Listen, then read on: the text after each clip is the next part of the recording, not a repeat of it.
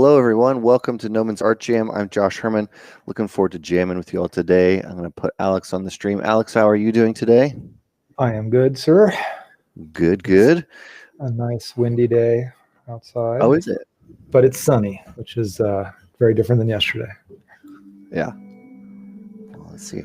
I'm hoping that I was testing it before the stream. We might have some music in the background today. That's so exciting. Unfortunately, we have to play royalty-free music the whole time just so it doesn't get muted on future streams. But we'll have a little bit of background tunes going on, so a little new addition. Are you playing a Spotify playlist? Of course, streamer lo-fi today. Okay, cool. Hopefully there's nothing that gets muted, but it seems like it should be fun. We'll see. Yeah, I wonder how those playlists are like hiding what is and is not royalty free. Yeah, exactly. Well, I have no idea what I'm making today, and I'm just gonna. I don't either. I thought I was gonna spend this morning pondering it, and then just got sucked into work. Mm-hmm. So now is the time to figure out what we're going to do. I think we both did. Well, something. I mean, I enjoyed last week with Dave and doing those thumbnails. So I think I might maybe start with that. Although I don't have a Cintiq on this computer, just a tablet, and drawing on a tablet always felt funny to me, but I'll try it. You could give it a shot. Yeah. And then let's see. But you've had a good beginning to your week so far? I have, yeah. Just a little busy, but good. We're getting some work done on our house, so hopefully you don't hear too much construction right above me at some point. The sound of power drills. Right above you on the balcony? Yeah, they're installing some gates. So childproofing? Yeah, exactly. So we'll have to figure that out. Well, that is. So Matthew, how you doing? Well, Nutavut, hello. Nice to see you all. Matthew, Kevin, Nutavut, hello, sir. So I just pulled up what I did last week. There we go. And then hello, Kevin. So Bobby, hello, how you doing? All right. So you're going to sculpt? I am. I don't know what I'm going to make yet, though. I was thinking about going back to that one buff creature I made and furthering that out a little bit. So that might be the plan. Where is it, though? Let's see. I'm going to maybe stay in this canvas. Oh, I'm in the wrong drive. That's why I couldn't find it. Rid of all that. Rid of that. Let's see.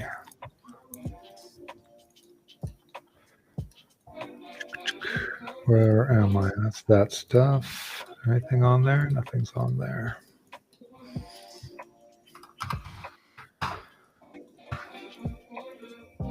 Okay. So yeah, I guess I'm going to do some thumbnails. Yeah, you were saying that you liked working in the aspect ratio. Yeah, it's funny. Just last week when I was doing these doodles, that's fine for a sketchbook and doodling. But if the intent is to kind of go to 3D, I find that doing thumbs is a lot easier because then once I get to 3D, I know what I'm doing. Right. Because if I just sculpt a head randomly and then try to make an image out of it, like I did the week before, then I end up spending a bit of time working on composition post. It's fine. I just find it goes faster if I kind of do it first. Right. So I think I'm going to try it this way. And then let's see.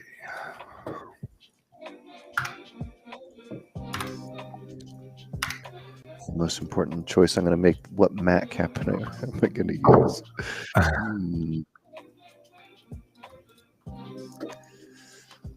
Keep working with this.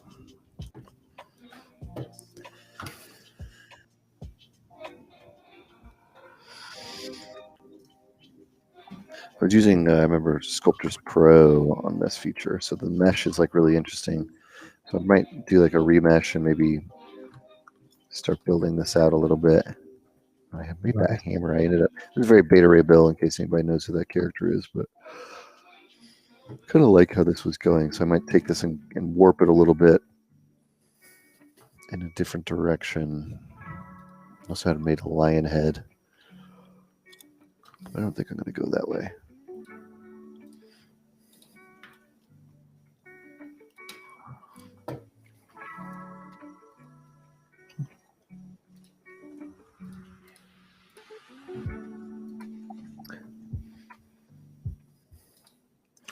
You see that video I posted on Instagram of the clouds? Good time lapse? Yeah. Yeah. Dude, the clouds yesterday were amazing. Yeah, it was, how long was that time lapse of? That was probably like 30 minutes or something like that. Not that long, but yeah, the clouds yesterday from like noon on were nuts. And then I could see in the distance it was raining like over that Marine base. Mm-hmm. And then all of a sudden I could see it was coming towards me. And then within 40 minutes, it just started raining, which was the first time this year. So that was pretty awesome. That's cool. For a long time? No, like 45 minutes, but felt like a long time. Yeah, in the desert for sure.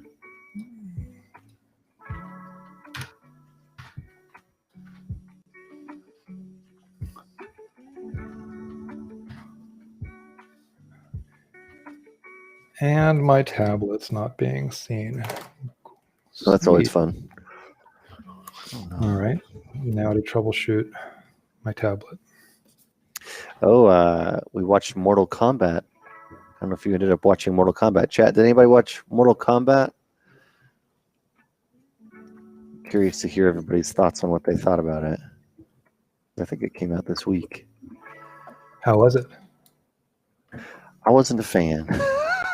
I wasn't really? Fan. Was it better than the one from the 90s? Yes, I will say it was better. They had like a very specific tone, like it was like a very epic movie, like it felt very serious, like a very serious epic for some reason. Really? Yeah, which I didn't expect, like at all.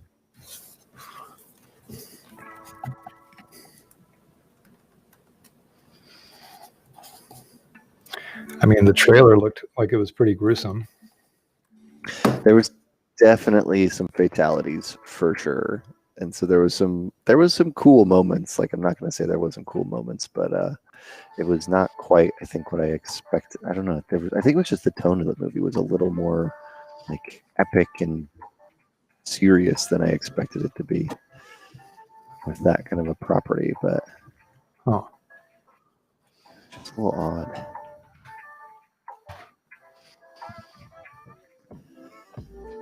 Somebody says they watched the beginning.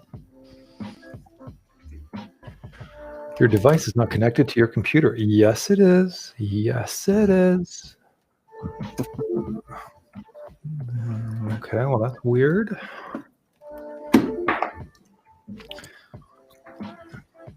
Pardon me while I troubleshoot.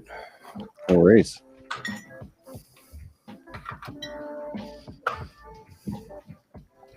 I think I do want to do something with this character. I'm not quite sure what I want to do with it yet, though. I'm like debating what I should do. How I should tie it in. Maybe I should get into some costume work. It's probably an important part. I do kind of like the head. It is very similar to Beta Ray Bill, which I don't have a problem with, but I probably want to move it away a little bit from that. So maybe I'll start there. Start on this head. You know, I hate to say this, but I might need to restart my computer. Oh, no worries. We'll be here. Just let me know. I'll be right back. Or just join again. You should be fine.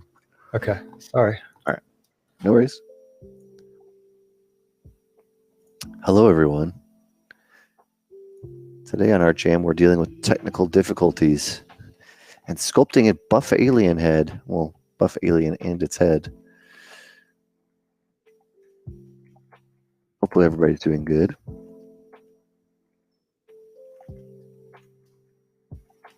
Does anybody know what race, what alien species Beta Ray Bill was? I don't remember. What's up, John? How you doing out there? John from YouTube. I don't think YouTube can see the Twitch chat, and Twitch can't see YouTube, and vice versa. But you're still alive. Does that count? It counts. You're chatting to me now. I think that's enough proof for me. Reptoid. The Beta Ray Bill was a reptoid. Is that correct, Armando?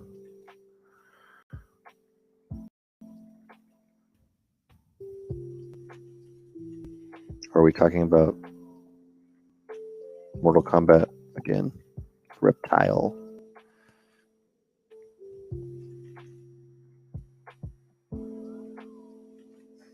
Kind of just like make it almost like a dragon. That's kind of cool.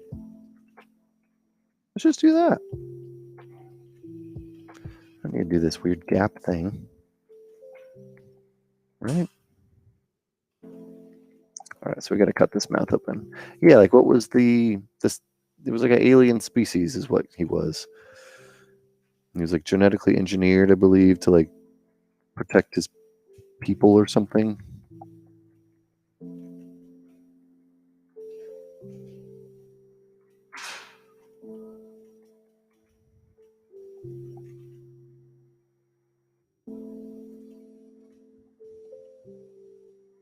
Oh, was he protecting them against reptoids? Is that what you're saying? I don't remember.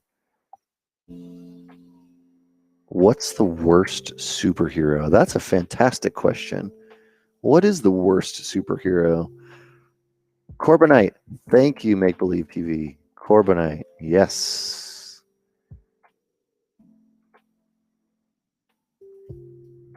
Yes. I think his ship was named Scuttlebutt.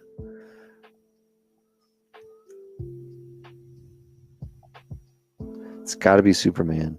Flash. We're going back to the worst superhero. Are bipedal reptile creatures evolved from dinosaurs?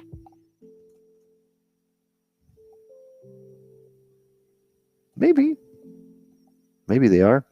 That's a good question. The head reminds me of the Goombas from the Super Mario movie. It might if it looked like this. Now I think it looks like the Goombas. Super Mario movie. And I think they kind of look like this.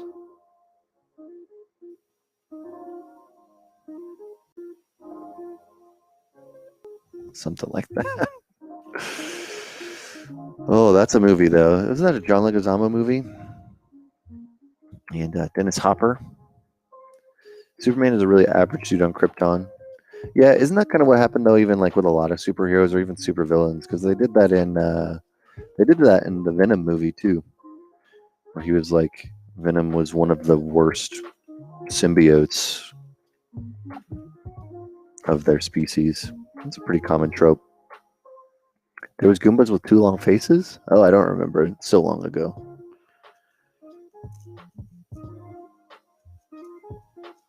Draconians are other species from the Draco system, millions of years apart, part of the Jupiter Rising movie. I just remember Eddie Redmayne being he gives a very interesting performance, and there's something about bees, and there's something about Channing Tatum being a dog person. That's the bulk of what I remember from Jupiter Rising. Is that what I'm talking about? A different movie. Good to know. All right. I think I kind of like what I'm going to do with this. So I'm going to break this apart. I'm going to remesh it. And when I remesh it, I'm going to add teeth to it so I can just start. Do I want to do that? Because I eventually want to get into the neck and merge that area.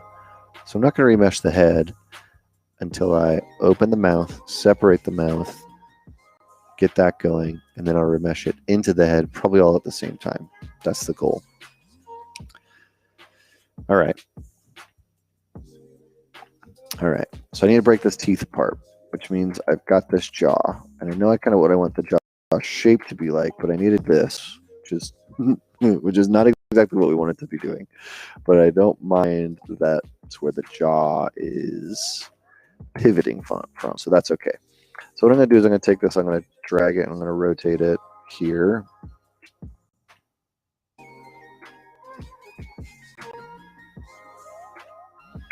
Also, now that we have music in the background, if the music is too loud, please let me know. I don't want to have to be yelling over the music. So I don't want it to be, blasting your ears off. I also want you to be able to hear it at least so there's some background tunes. It's good. Barely hear it. I think that's the goal, is you shouldn't hear it unless I do this, which is nothing. All right, we're going to rip this mouth open. We're going to pretend that this is very likely where the pivot of the mouth will go. Before I do that, I am going to mash the mouth into roughly the shape that I want it to be. So otherwise, I'm going to be moving it around. I'm not really going to know what it looks like when it's closed. I think we're going for alien,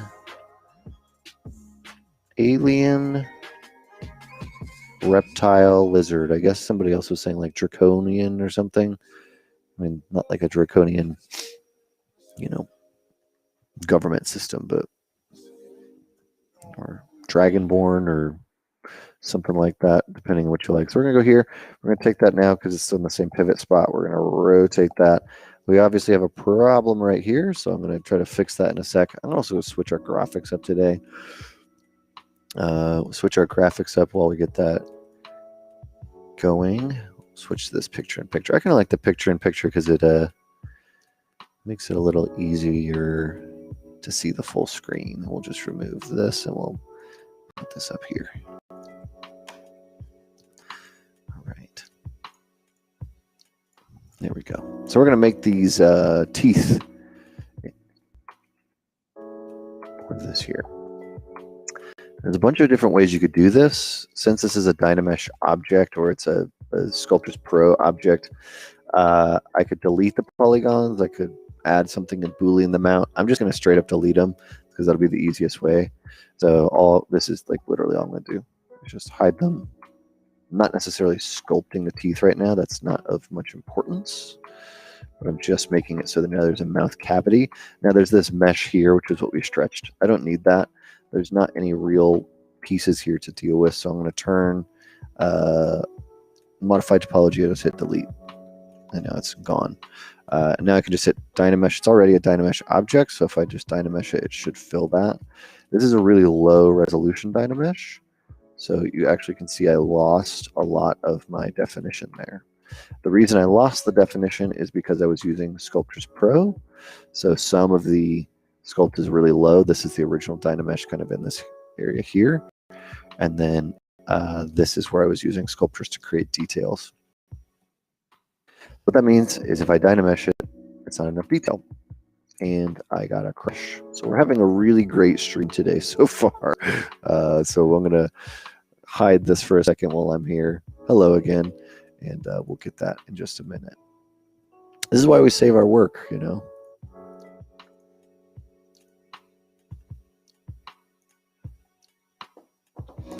Hopefully everybody's having a better computer day than me. And Alex. Alex, you're back. Hello.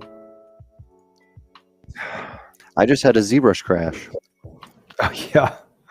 Well, there you go. It's one of those days, yeah. Let me see if I can get back to... So, yeah, I had to reinstall the driver. Like, rebooting didn't help. Really? So, reboot, reinstall driver, reboot, and now it seems to be working. Wow. So, I don't know. Weird day. But ZBrush crashed just randomly? Yeah, I was just trying to delete some polygons and it was not interested in me doing that. So, oh, but it did Dynamesh. Oh, the recovered tool. Sorry, getting back to where I was. All right, well, let's cross our fingers for no more of those shenanigans. Yeah, exactly. Oh, that's what it's going to do. That's weird. La, la, la. I'm saying I like this layout, I think, the most. There's only two of us. I like this one because then you can see. Then we can switch them. So you're making some more thumbs now that you have a tablet that works. Now that my tablet's working, yeah. So I think I don't know how many I'll make, but I tend to make a bunch of them, and they're all 4x5, which I'll just stick with that aspect ratio for now. Yeah. I don't know what I'm going to do. You have a request from Alex Nice to play some music.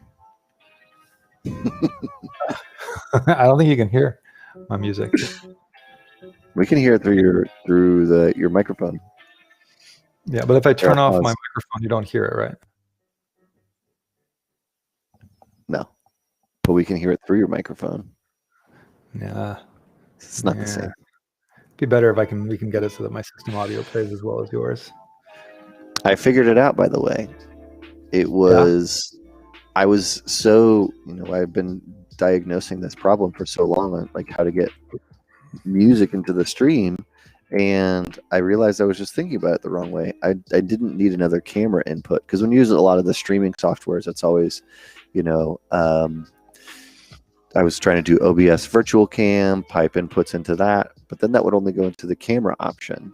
So I needed another audio input option, is what I found. And so I found this thing for PC where you can create virtual cables.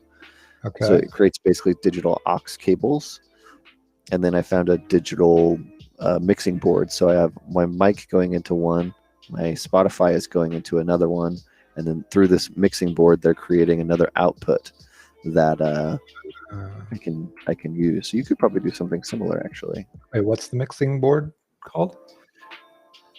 Voice Meter Banana.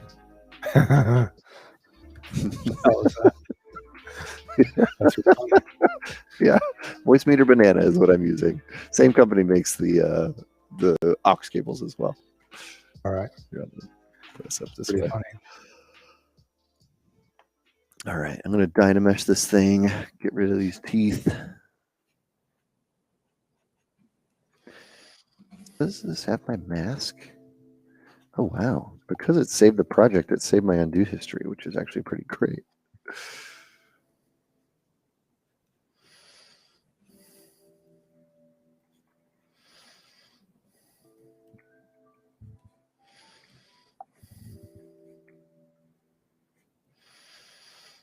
I like that quite a bit.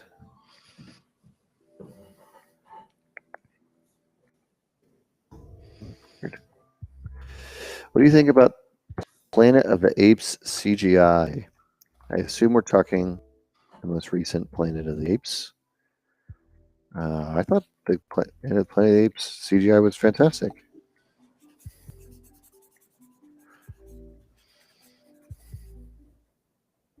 I like the Andy Serkis ones. What got you into sculpting? What got me into sculpting? I guess going to Gnomon. I knew I wanted to do CG stuff when I went to school, and so I was starting to learn Maya and 3ds Max and stuff to make characters, and that was when I learned about ZBrush, and so ZBrush got me into digital sculpting, but that would have been because of Gnomon. So yeah, I guess that.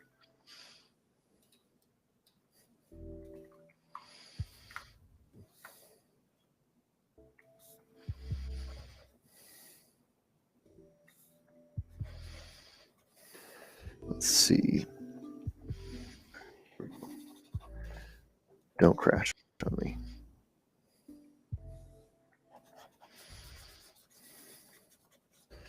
Okay. Mesh, make this higher. We'll just go 300. When you're starting a sketch, are you thinking composition, character? What's your process there, or where's your headspace? Character first, So Right. plop a character in and then like do the composition around the character to support the character, I guess. Cool. I think that's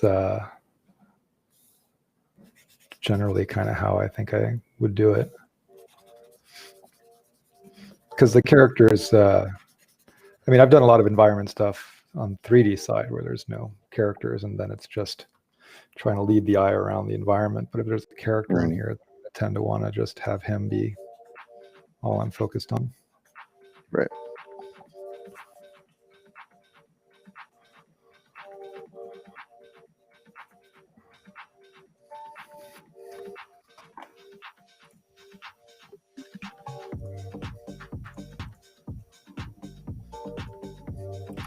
Doesn't sound like lo-fi. It sure doesn't. This is called security checkpoint. I don't know Apparently if that's a lo-fi is thing. supposed to make your foot tap.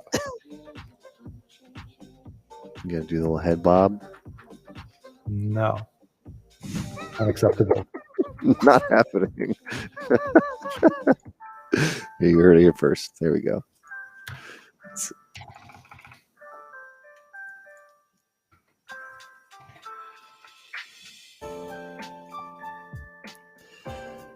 Good day. Gotta have good music while going through a security checkpoint. That's true.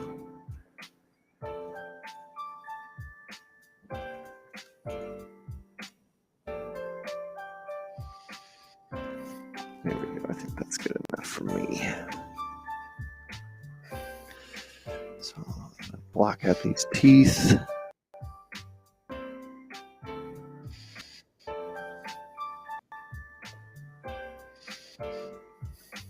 I think I'll wait to do an AC remeshing though. Yeah.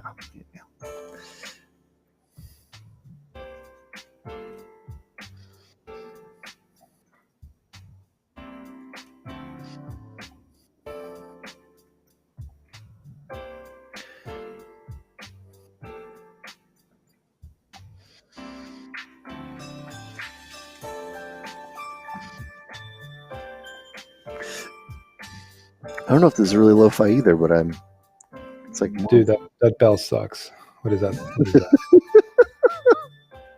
the bell. It's like some sort of a chime. Yeah, it's just way too optimistic of a sound for what I'm trying to think about. What you're making. Here, let me find it. I have another one Like- that's probably going to be right up your alley. Hang on. I'll find you our synth wave. Where is it? Yeah, this is definitely not fitting either of our vibes right now. Needs more cowbell. Oh. Somebody said that Christopher Walken ruined Bruce Dickinson's career because of that, or his life because of that, because now that's the only thing anybody ever says to him. I have way too many playlists.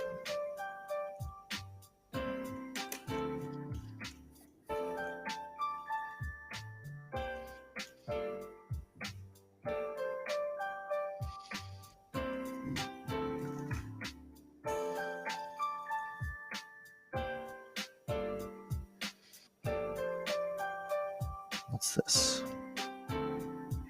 No, it's the same one. You just got to hit skip, and you got to do it soon. You ready? Yeah, there you go.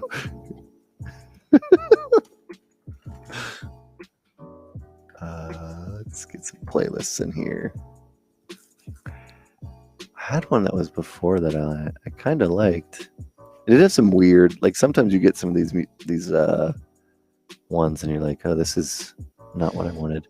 Here, we'll try this one. Twitch safe music. Okay. And we're transitioning.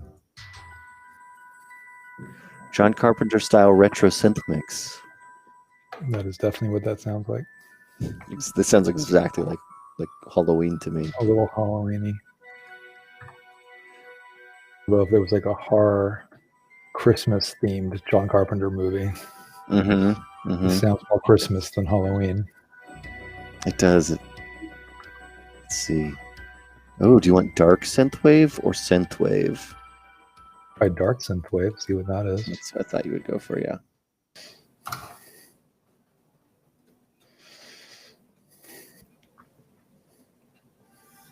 Cyberpunk industrial dark synth beats. All right, we'll give it a shot. All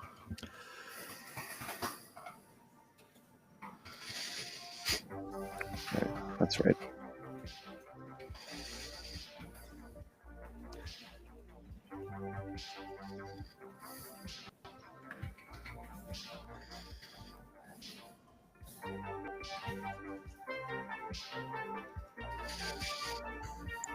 Feels a little upbeat. It feels a little drivey. I like the music in Drive quite a bit for a long time. Testarossa, I think that's the album that was from.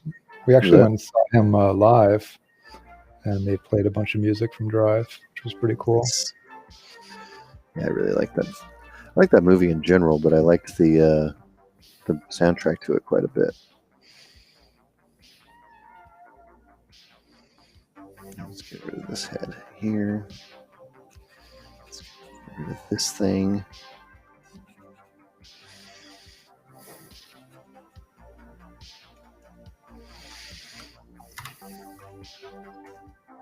There we go. Check out Music Lab on YouTube. They have nice live streams. Not sure if it's copyright safe. Yeah, unfortunately, we do have to do only royalty-free music, just because I think if you're streaming live only, it's usually not as big of a deal. But for the recordings afterwards, it can mute or take down the whole video itself. So not worth that fight.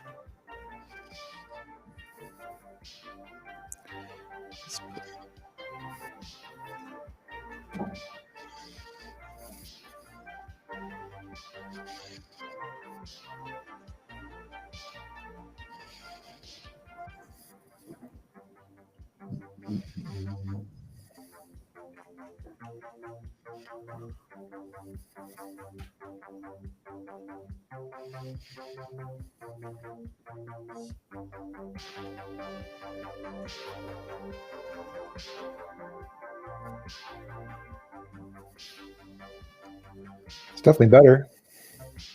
Yeah, much better. It's still not the one that I wanted before, but it's only also the first song. The song's really long. I'm gonna see if I can keep finding it over time.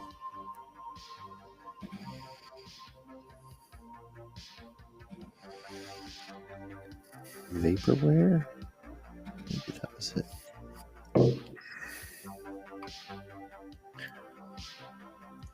Any tips on getting proportions and anatomy correct? Ooh. Well, that's a reference for anatomy. Yes. Yes. That's really it. I think it's just reference. A lot of reference. These sort of tips really are tutorials. Measure. I don't know if you're using ZBrush or if you're using Photoshop or traditional analog tools or whatever, but you always measure too. Like if you're doing anatomy, understanding the size of the head, how many heads tall is a person, what proportion are you trying to make of that. That's a really important and cool thing you can do to like get better, to because it's, you know, whenever you're using your reference, you need to be comparing one-to-one, or also just learning sort of like the general anatomy tips is something that is really good to know, and those are all based off of those proportions. So like the head, how many heads tall is the body, you know, where does the groin line up in that character? Is it halfway through most of the time? Just general proportions is like kind of the basic stuff. It isn't the most fun stuff, but it is really important to know. It'll make you a lot faster too, you know, once you kind of can bake that into your brain a little bit, because then you don't have to worry about always going back and measuring every single time. It's still good to have that, but there's actually some tools in ZBrush that you can use where you can, with the action line here that I'm using, there's little ticks, there's little like how many lines there are that in the line that divide, you can actually change that. So I've seen people use that a lot as a measuring tool for sculpting figures.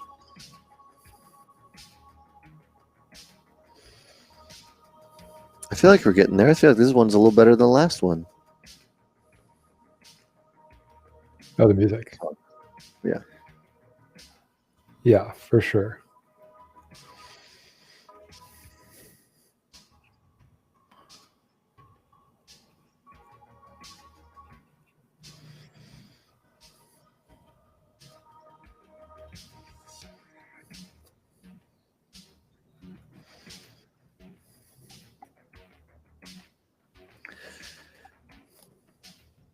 See a Ricardo Brites from YouTube. Hello.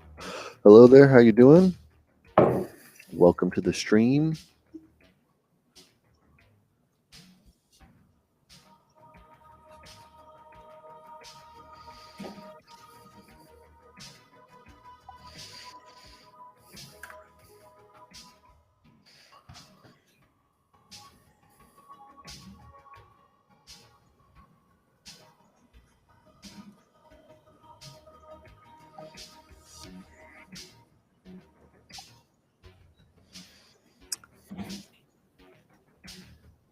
Music always helps, I think. If you find the right music, it can definitely help you get in like the mood for making stuff.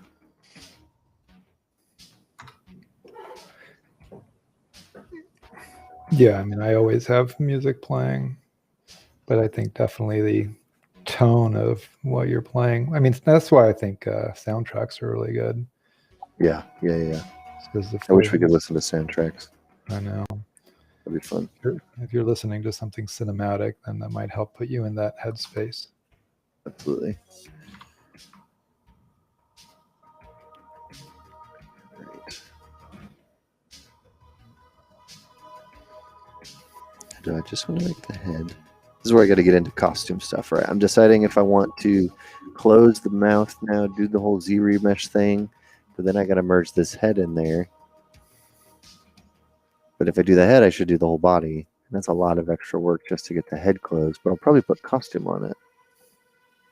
So I need to figure out some costume. Let's start there. So I'll demonstrate my budget way to get a quick costume sketch going. You duplicate the whole mesh that you want to make the costume on.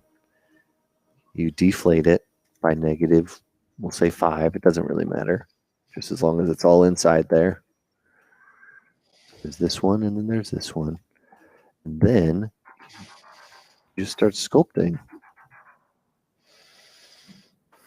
Now we got a collar. Ooh, I like this one. The song is good.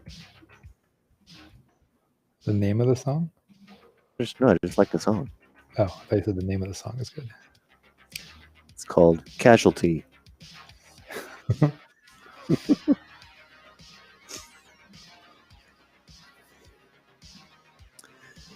Just a random question from somebody from YouTube.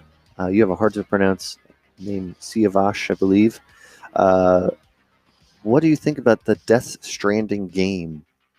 I didn't play it, so I can't give real comments. Oh, there you go. It looked really beautiful. Norman Reedus with a baby fetus was really odd. Yeah, the trailer was super, super weird, but cool. Like, I really dug the trailer. But no doubt it was cool. Any game that, games are so long that I just kind of tend to wait for reviews, and some of the reviews I was kind of like, I don't know. Don't know.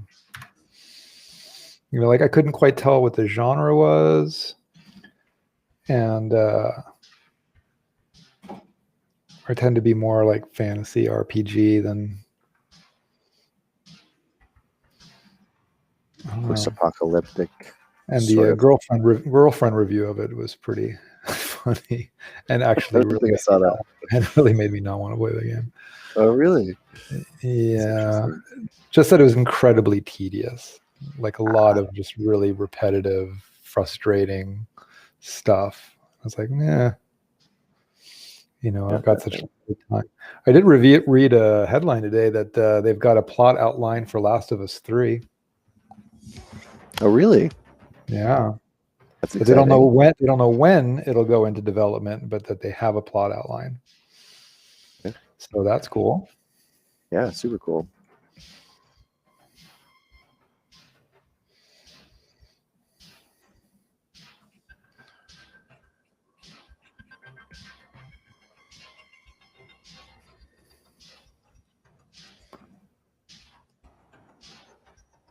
World of Warcraft, please. Ooh. World of Warcraft. Now, there was a movie that should have been a lot better than it was. But World of Warcraft, the game, yeah, I played thousands of hours of WoW. WoW was awesome. Yeah. Finally pulled myself out of there. But the movie, man, the orcs were amazing, though. Oh, the work done on it I thought was beautiful. That wasn't the issue. Very strange choices all around. Yes. Which was a huge bummer.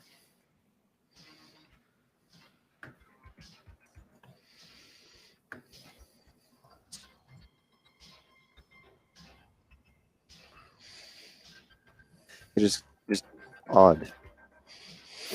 I didn't realize that guy, the main character, was the main guy from Vikings for a really, really long time. Yeah. Like, oh, that's right. Who did he play in the movie? I remember. Who did he play in the WoW movie? Yeah. But it's not Anduin. Yeah, I feel like it was somebody like that, though.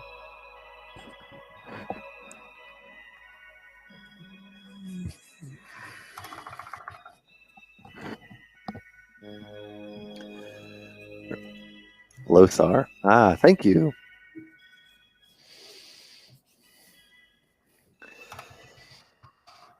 Lothar.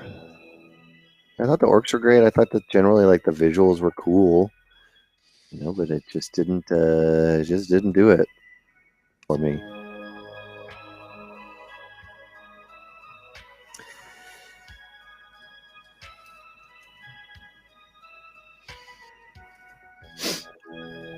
What got you both into the games industry? Josh is the one who's worked in the games industry, so you'd have to answer that one. I got into the games industry because I like games. I guess that's the short, quick answer. I like the experience of working on a game because it's a bunch of people who also like games most of the time. You're all kind of working on a singular product in a different way than like a film or a commercial or a TV show, because it's most of the you're all like one dev team instead of like several different phases of production. So I liked that quite a bit.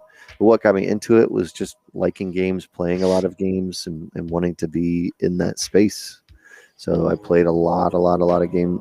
I like RTS games and strategy games, so I played a lot of things like Dota, League, some RPGs and stuff like World of Warcraft. But I like those types of games. I like shooters. I played a lot of different, even sports games. I play a little bit of everything. So I just was really interested in that idea of what it would be like to work on one.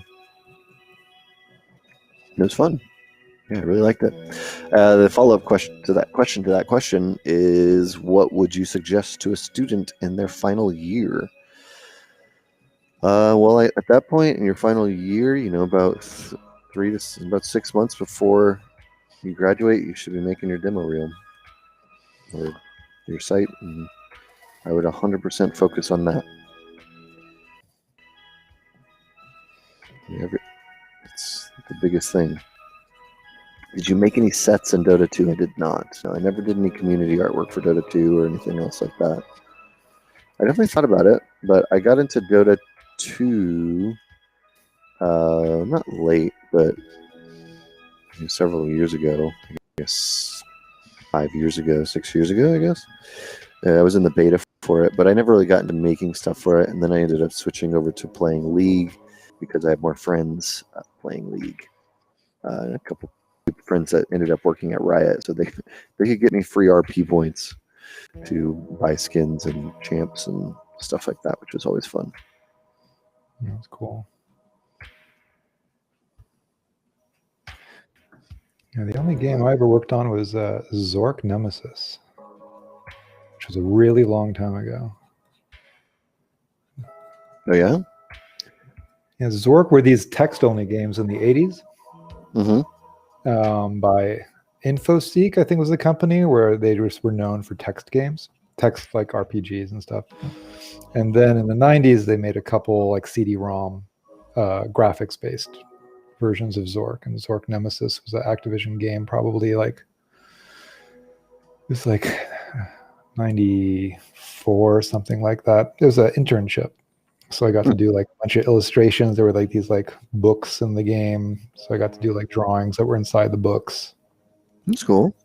And then I was learning Alias at the time, and so I got to sit with the director of the game for some live action shoots and like do like a bunch of shot planning, like layout and lenses and stuff, which was really cool. It was like a summer internship when I was in art school, but it was cool. It was exciting just to drive to Activision, and yeah,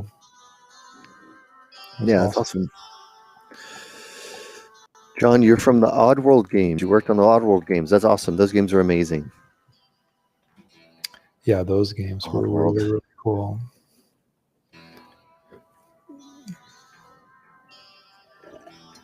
Yeah, the first Abe's Odyssey was all made in Power Animator, but it was sprite based. So they made all of the, all the characters and everything were 3D and animated, but then all rendered as 2D sprites for the game.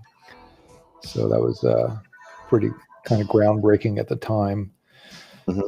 Games like Mortal Kombat showed the power of using photoreal sprites.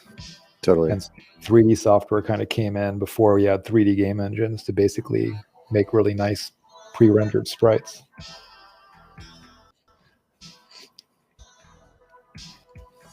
It's cool. Again, a really innovative workflow for sure. And I think you saw that some of those games that did that stuck out like considerably. Ooh.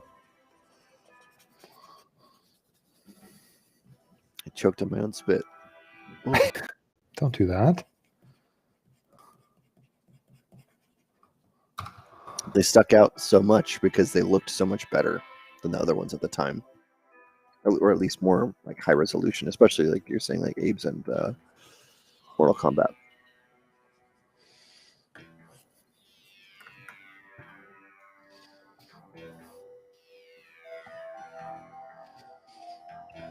Power Animator, environment modeling, and character back in the day. That's awesome.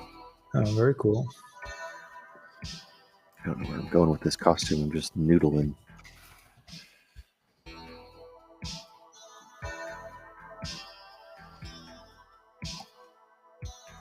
This feels like somebody who would be sleeveless.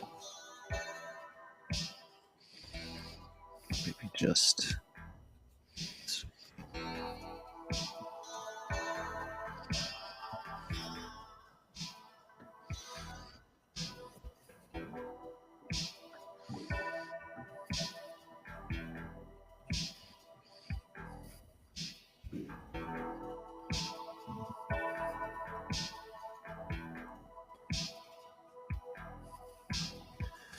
Do you think World of Warcraft is the game you've spent the most time in?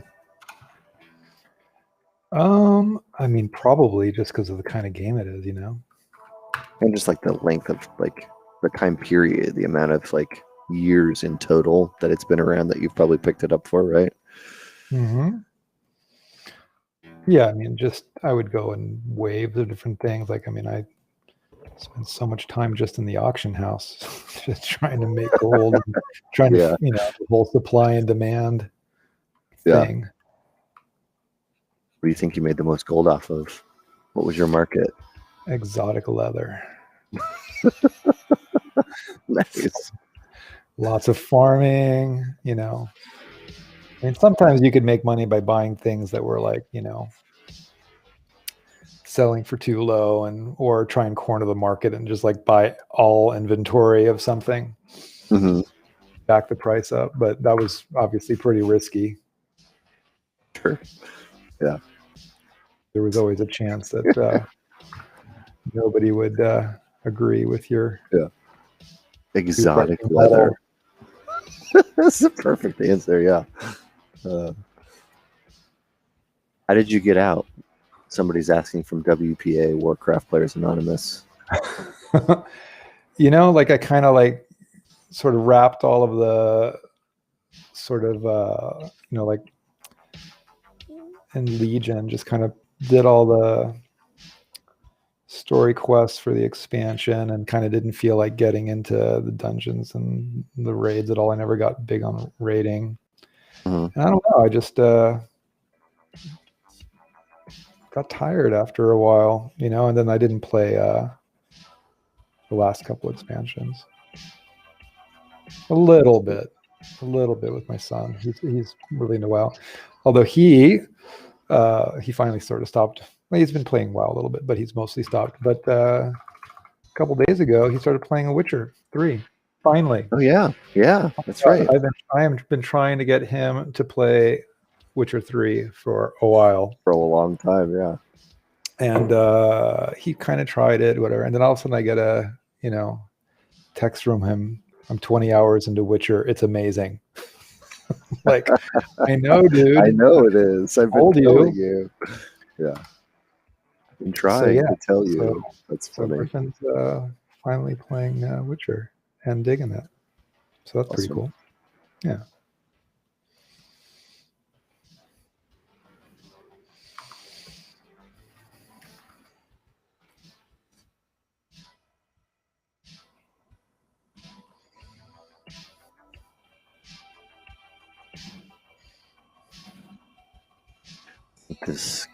I just decided I think this character would be a hunter. And so if he was a hunter, if they were a hunter, maybe they'd have like exotic leathers and pelts that they would carry around with them.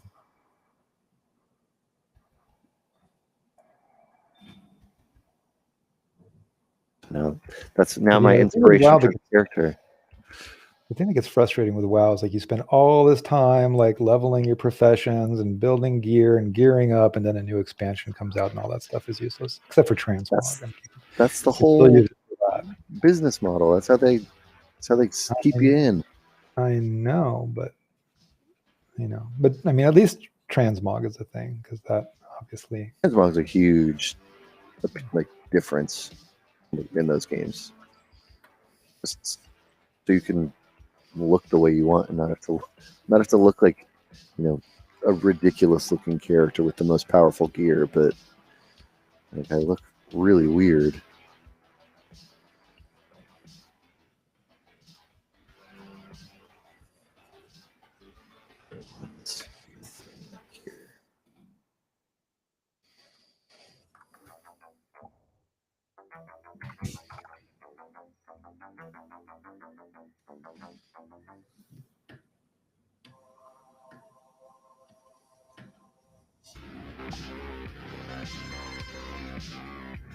Thoughts on Warframe's art style? It had a big impact on your personal tastes in sci-fi. I think Warframe's cool. I've definitely seen its art style come around and kind of be more prevalent. There are echoes of it in a lot of other things to me. You know, I think that some of the Destiny art style stuff is similar-esque-ish to Warframe. I think the reason I think it has a more tight like demographic of people who played it a lot versus like I never really picked up on it. And, you know, I don't know if as many people my age did, but I know like my brother, who's much younger than me, super into Warframe for a really, really long time. So I think it might also just be like a different like age as far as your draw to that, I guess. I remember it was like I don't know if it is. Is it still? Well, I assume it is free. Like it's a free game that you can kind of slowly grind your way up.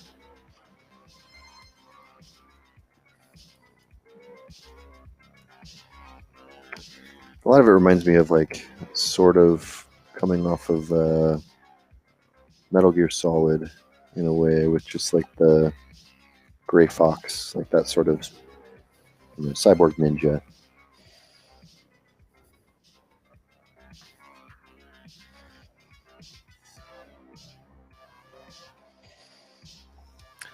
Hello, sorry you're a little late today. No worries. We're always happy to see you. Cosmic Surfer, hello. A little too grindy, but you still follow it. Yeah, I never really played it too much, aside from a couple games here and there.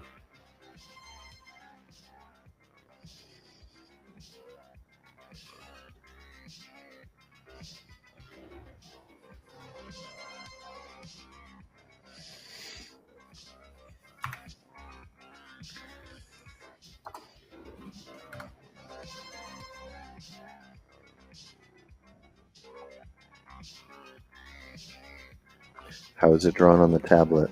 Harder or so awkward? I'm getting used to it. It's taking me a second, so yeah, it definitely is. I think a big strength of the Cintiq. Yeah. Drawing on Cintiq's amazing. It's so much more natural.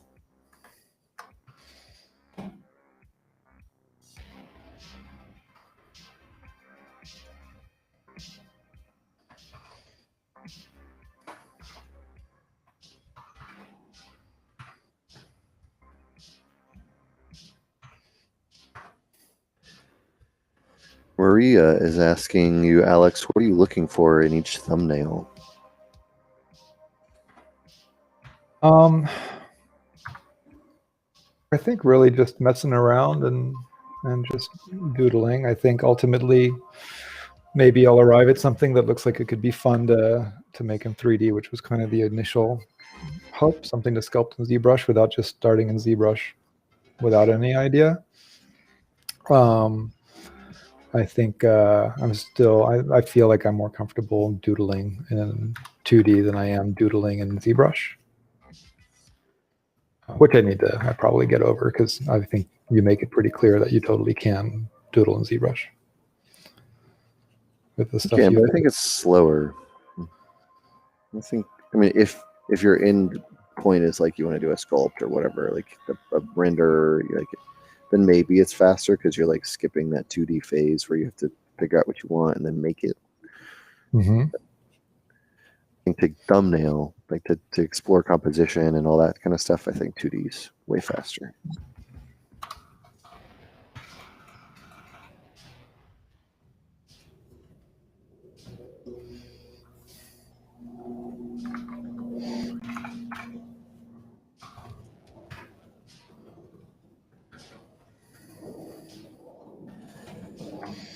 Sort of like a He-Man design right now.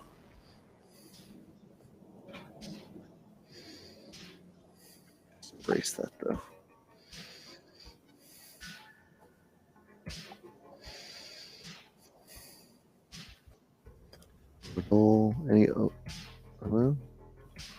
Any updates on the campus reopening? No, not yet.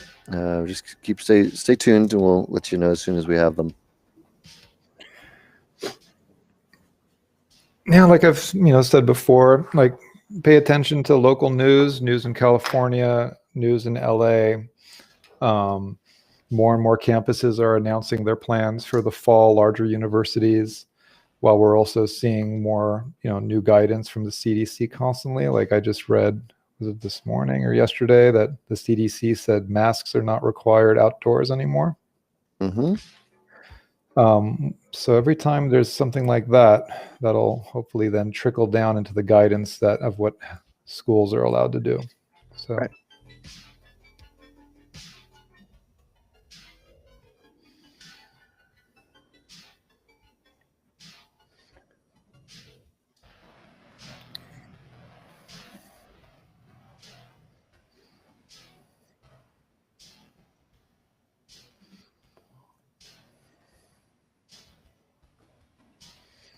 They want to know where they can hear your synth music. Yeah,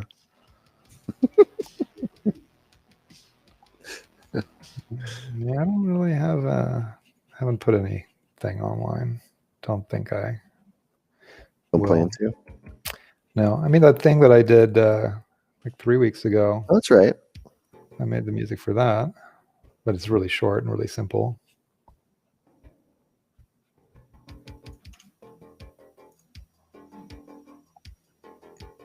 But yeah, music is really just something I do for myself for fun. So it's but I'm not all that good, but it's fun. So I think I've had a keyboard since I was a kid. I've had a guitar for a long time too. I'm not very good at that either, but I find it to be relaxing to play. And yeah, so I'd love to be better, but yeah, it's tough to find the time. Yeah, that's quite a challenge. Yeah, I mean that's probably like a not very accurate thing to say. I think that we choose to spend our time doing the things that are priorities to us, and so music for me is definitely a hobby as opposed to a priority. Mm-hmm.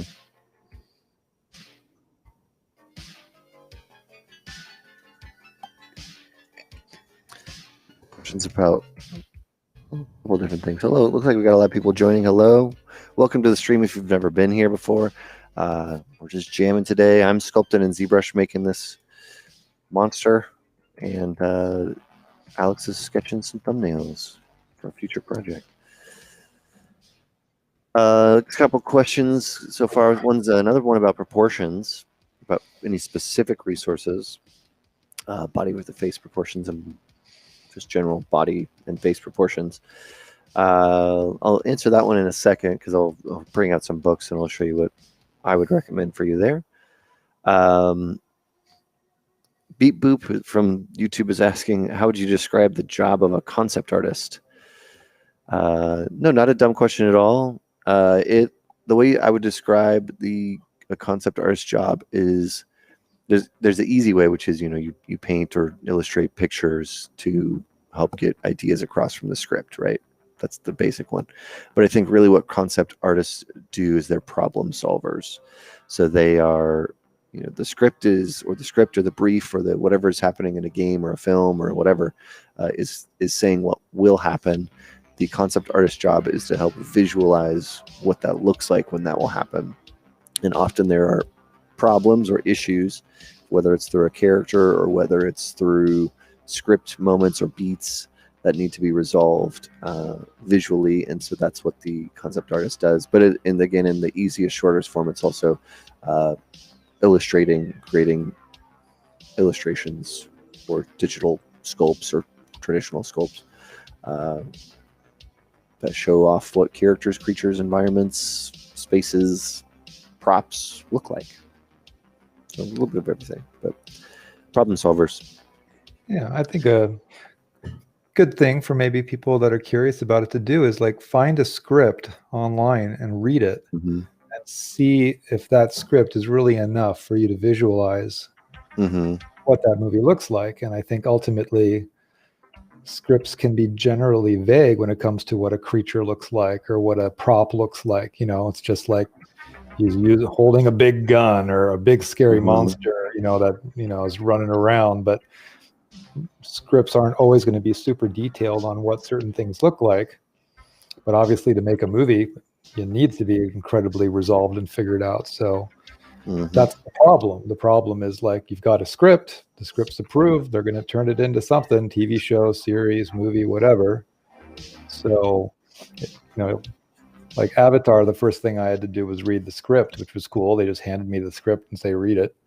And I spent an hour and a half or 2 hours reading the script. And like there was pages in there where I was just kind of chuckling to myself, where like those huge battles that were like,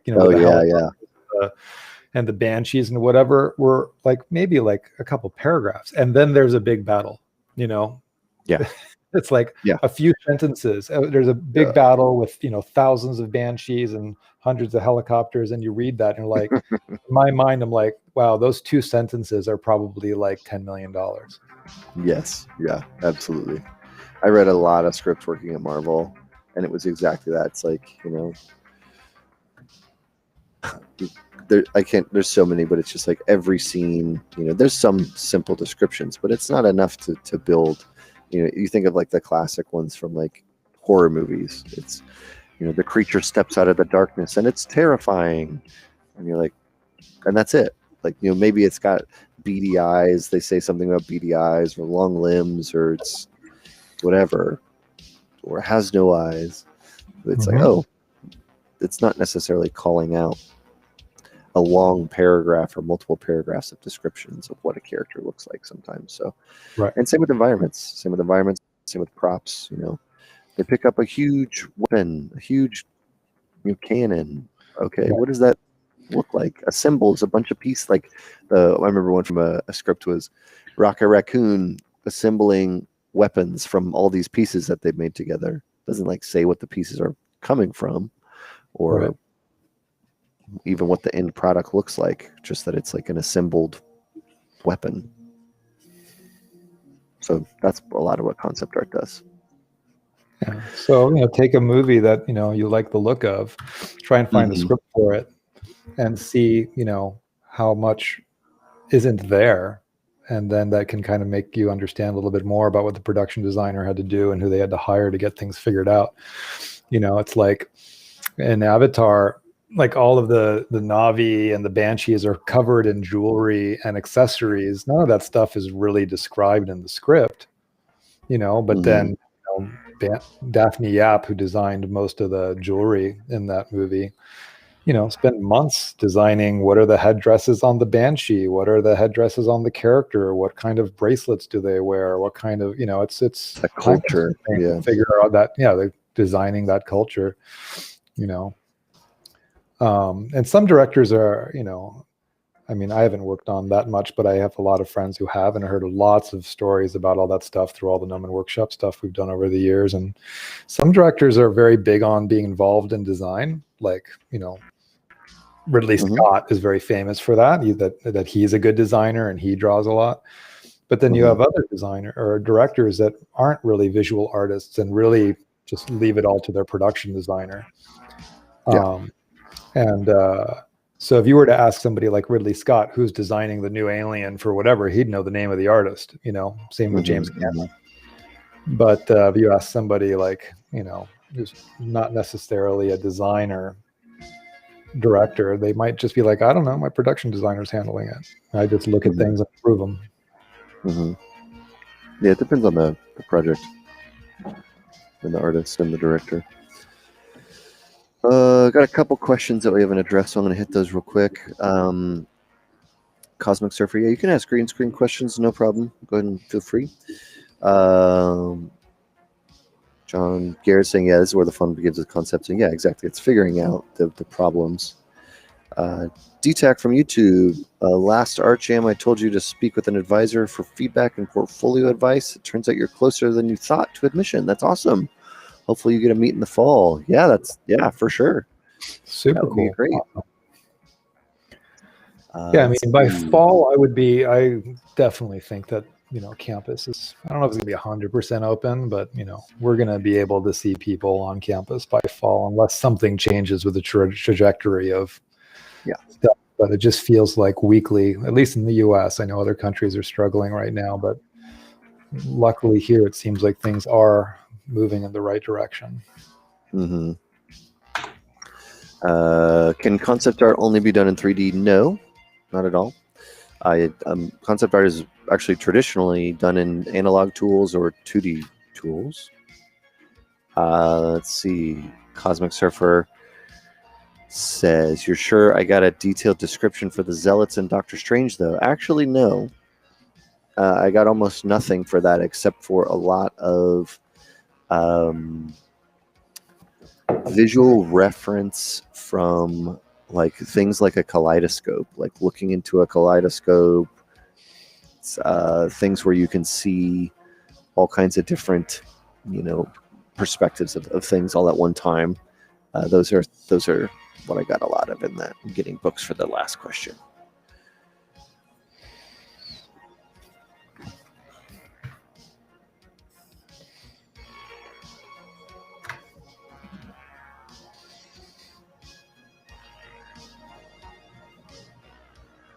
Ooh, my screensaver turned on. That was so quick. Oh yeah. The ZBrush screensaver like immediately turned on. All right, I'm gonna maximize myself here. All right, so somebody was asking, what was the question?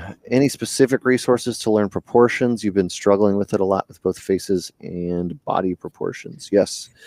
So 3 or 2 books that I have specifically. Anatomy books is really what you're looking for. So my favorite, or one of my favorite artists, is also the one we teach a lot at Gnomon, is going to be Bridgman. So Bridgman, human and machine, faces and features. There's a ton of these. So take a look at those.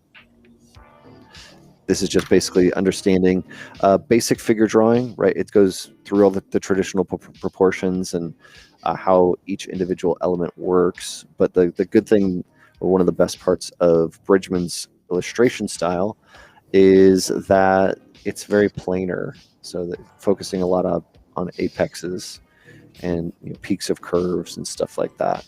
So I would take a look at his work. It's just really kind of understanding how to draw in a very planar style is kind of a good way to break that down. And then my favorite, my first personal favorite figure drawing book is going to be Michael Hampton's Figure Drawing Design and Invention book, which is this book. And this book it's also an anatomy book, but it also goes through proportions as well. And so you can go through this and try to find some good ones for you. But it covers everything from posing to form to gesture to has really beautiful illustrations, but it's also nicely organized in a way that makes sense for like this is an image about landmarks. There we go. So understanding the structures, but also the underlying structures is super important to that. So I would check out this book, which is Figure Drawing Design and Invention, Michael Hampton.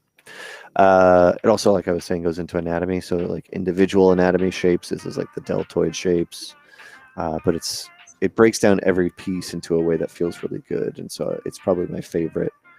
One that I refer to. It's also, I have it on my little thing right here. So these 3 books are always right here in case I need them.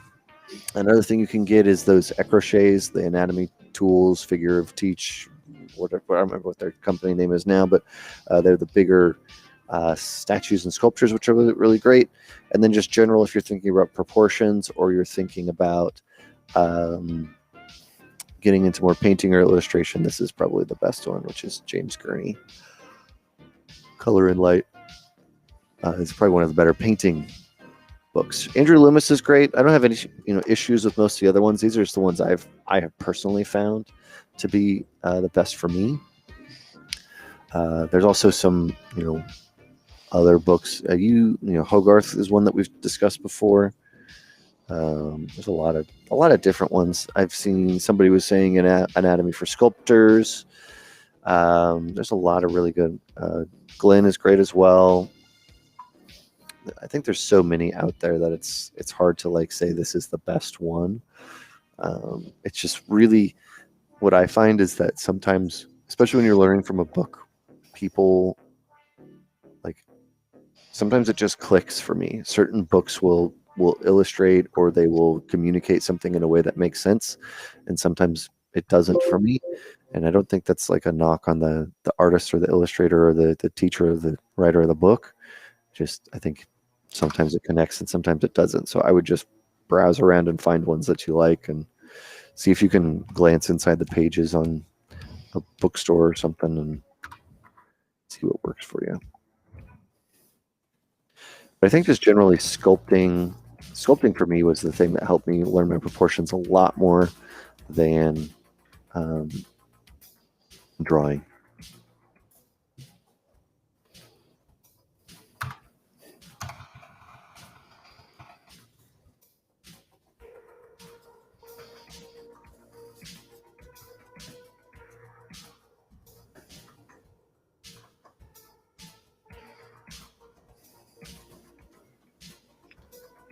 And then just reference. I think if you have a good reference around, that's always super helpful.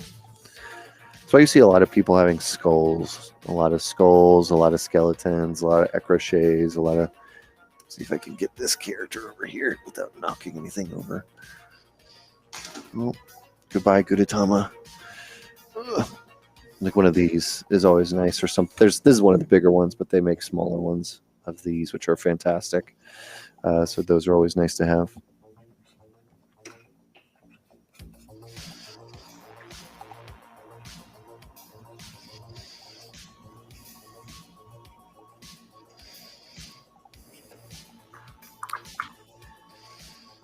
Do you think a physical version of the book will be more beneficial compared to the digital one? I like digital, or sorry, excuse me. No, I like physical books, especially for learning something. Then again, I think it's dependent on the individual, but I know that I learn more like if I am going through a book and I transcribe it into another book. I learn really well that way. Or if I just reading the book doesn't always help me. If it's a PDF or something like that, I'm going to skim. I just know I'm just going to skim through the book. I'm not going to like go through it page by page.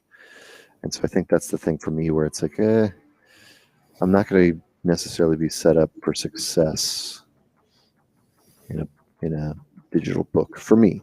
But for other people, they might love that. They might love the appeal of that, being able to put it in an iPad. But that's not the way that I learn.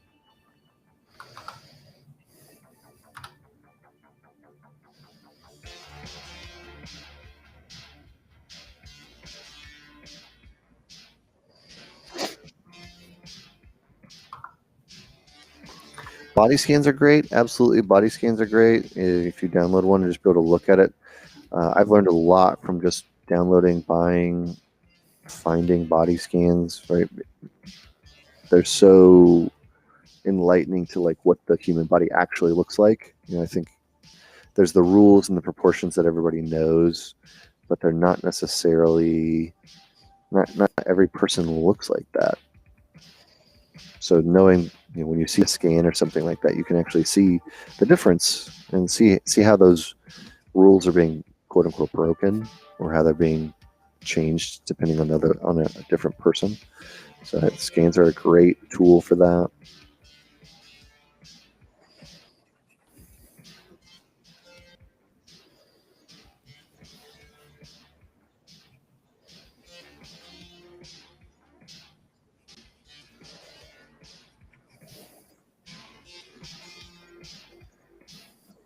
Somebody's saying Sketchfab.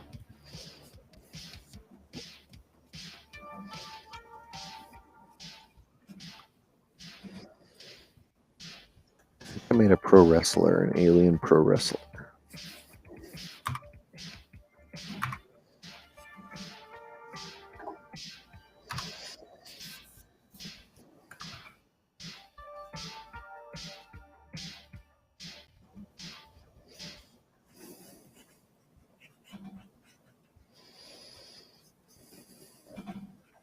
What is a good approach to getting a textural quality while sculpting in ZBrush rather than winding up with a clean surface with no sculptural detail? Oh, that's a good question. This is actually something I learned in Gnomon when I was going, I don't remember what class it was, but my teacher at the time, I had been sculpting and it was always smoothing. I don't know, that message was from John, but John, if you're smoothing all the time, you can see my quad here, like always smoothing the surface and then sculpting and then smoothing and then sculpting and then smoothing and then sculpting and then smoothing. This is a habit that I had gotten into a long time ago, and I think it came from me coming from polygonal modeling and going into sculpting, because working your way up through forms in that style of modeling, you need or want to keep your surfaces really, really clean. And it does make your surface clean, but exactly what you're talking about, you lose, or you have to find ways to create that detail at the end of the sculpture, which is actually really difficult. So the challenge that the instructor gave me was to not use the smooth brush anymore. It's pretty simple, but if you don't try to smooth anything, and you only use the clay buildup brush or the clay tubes brush or the clay brush or whatever brush at the time that you like to use, you'll find that I think you'll be kind of forced to use that tool to create a smooth surface, but it will never be perfect. It'll never be 100%. And I think that's what will get you that look, like that kind of more sculptural detail, those subtle surfaces that kind of wobble, but in a very natural way. They have those shapes in there. So I think I'm assuming I'm getting what you're saying. I think that's kind of what you're looking for, is like, how do you get that more natural quality to a sculpt without having to do it all at the end? Yeah, so that's the challenge I would pose to you or whoever's having those issues, is try to not use smooth.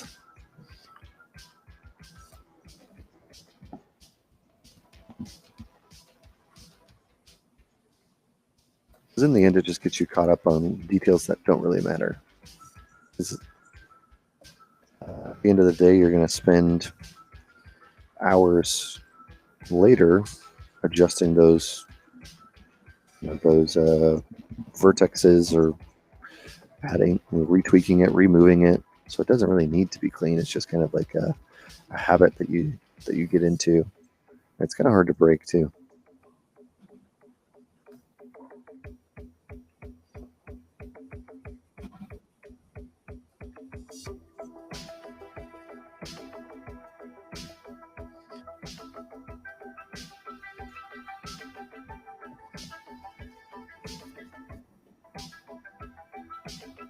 It's nice having the music.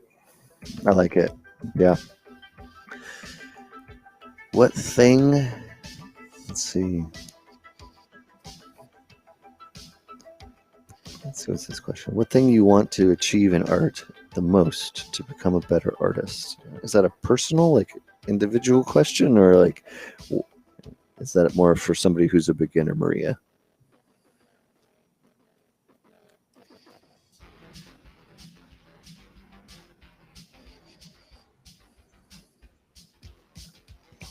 John, you say you stopped smoothing. You're still trying to get the loose-looking quality of the skin and other surfaces. I'll just show you. Let's see what I can find.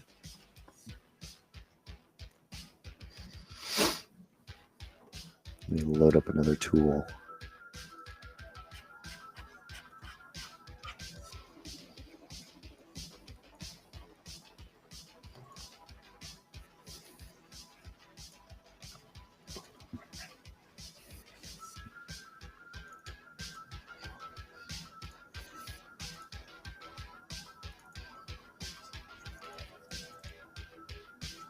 Project.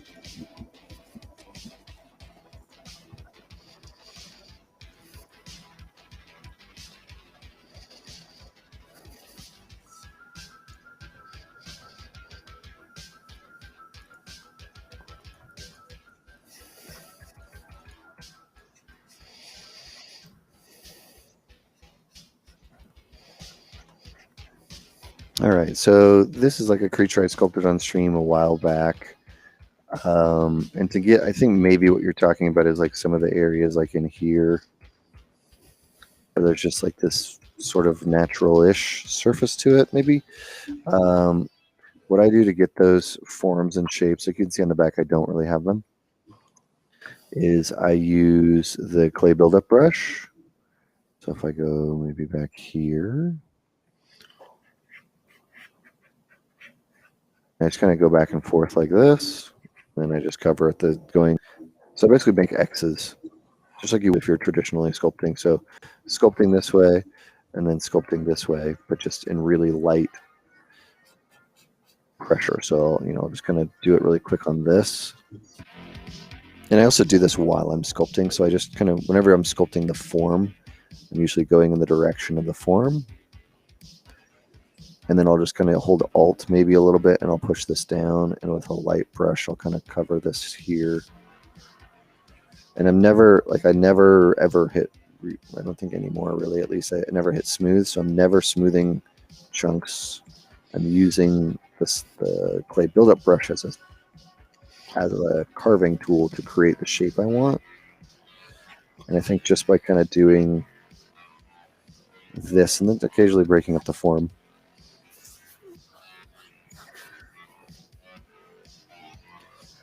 just using a gentle pressure, you can kind of get that texture. And what you're really looking for with that, for me at least, is to break up the CG-ness of the highlights.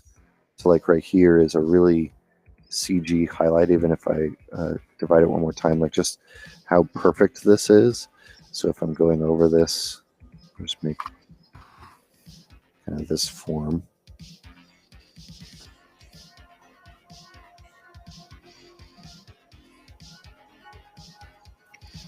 And even if there's like those little accidents that kind of come out, just using them, and then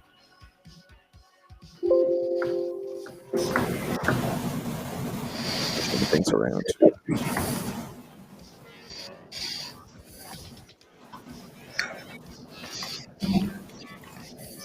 So then I'll go the opposite direction of that.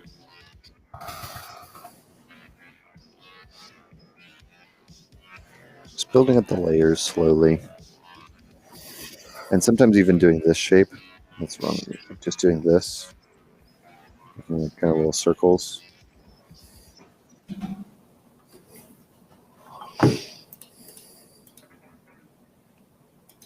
There's kind of that part of it. If it's more just like the textural quality that you're after. And if you do that on the whole thing, it'll kind of fix it.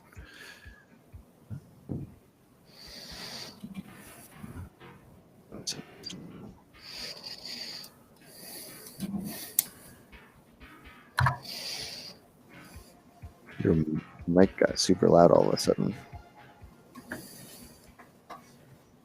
Like auto-correcting.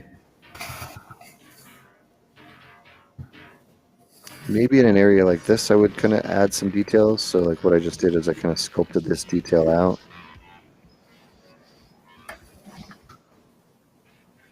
A little heavy. So maybe here I'll use the smooth brush.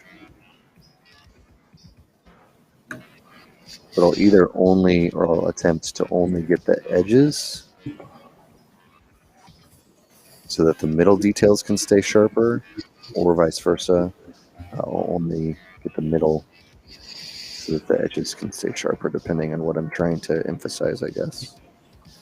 So there's maybe just some tips and tricks, but I guess the real key of what I'm saying is I minimize the amount of times I'm using the smooth brush. That's basically it, though.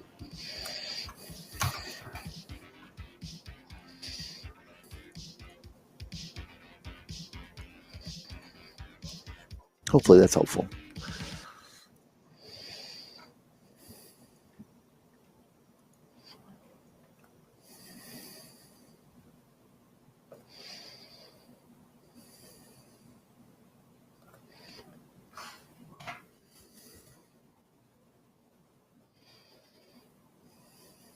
Oh, sorry, Maria, I missed you. For both of us individually, what is the thing that you want to achieve in art to become a better artist?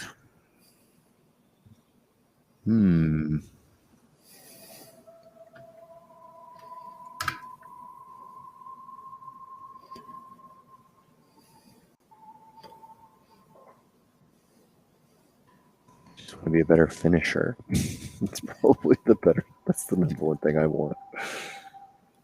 Just finishing more things. Yeah, I think for me, it's just the time to do personal stuff, and making that a priority. Mm-hmm. Which over the years is difficult. I think there are certain people that are always doing personal work, but they seem to be not the majority. A lot of people get really busy with work and get a job and then sort of stop doing personal work. And I've, over the years, gone in waves of when I'm more productive with personal stuff. But I feel like I need to make it more of a priority. That's where I think this whole like NFT thing is kind of cool, even though like I don't know what I think about NFTs specifically as a technology or whether they're here to stay or whatever. I think it's making a lot of people do personal stuff. And I think that's cool. It's definitely, it's motivating me too, even though I don't know if I have specific plans to make NFTs, you know. It's just more like more people do personal stuff. I'm discovering artists through those sites, and it's making me want to do more personal work. I do that as well. Not to post, but just like to do it. Just to do it. Yeah. So.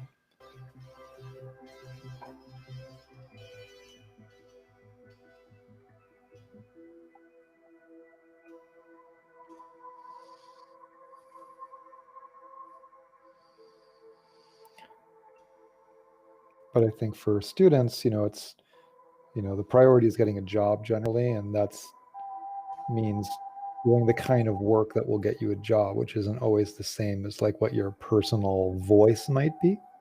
You know, because ultimately studios are hiring people based on, can you do the kind of work we do? Right. You know, so having like some super strong personal style isn't necessarily what studios want to see if you're applying for a job as a modeler, you know. Right.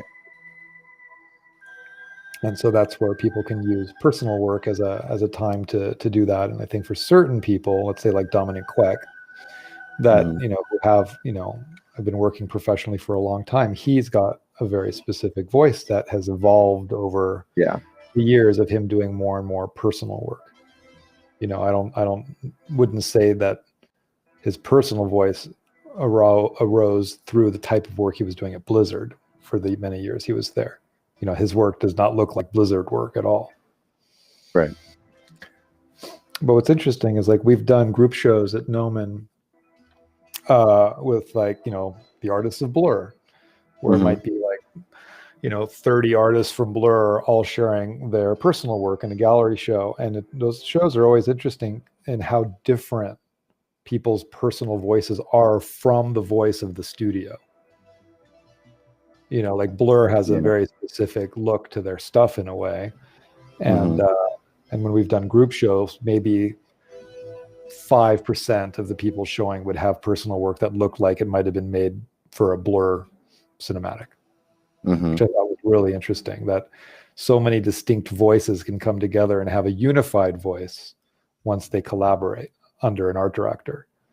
You know, so I think, you know, there was people who were doing photography. There were people who were doing oil painting, people who were drawing in pastels, people doing, you know, obviously 3D stuff.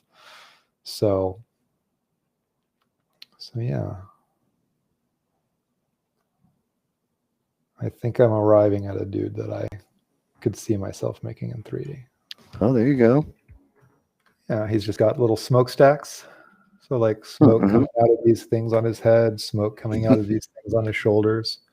An excuse to use Embergen. So he could be cool.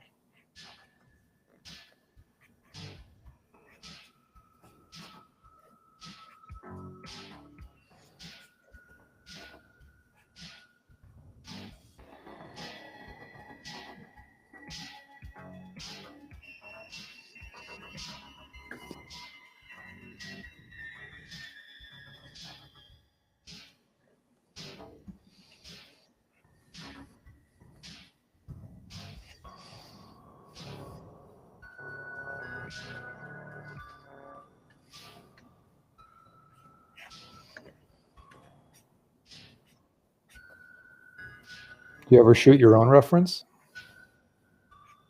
Do I ever shot my own reference? Yeah. Photography or video or? Yeah, I have. Not too often though. More for textures. Textures and details. Not like to use as a texture map, but like as like a texture reference point of something I liked. I mean, when I was working on Groot, I took a lot of photos of trees for like what the directions of the bark, going to look at different types of trees, looking at different types of roots.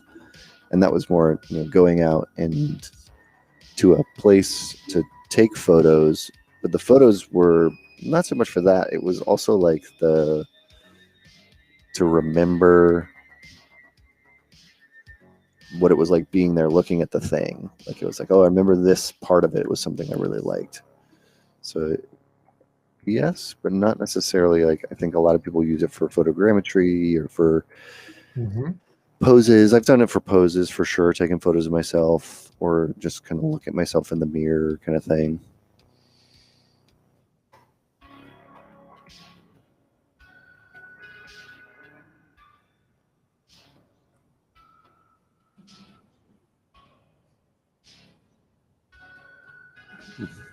Yeah, definitely have.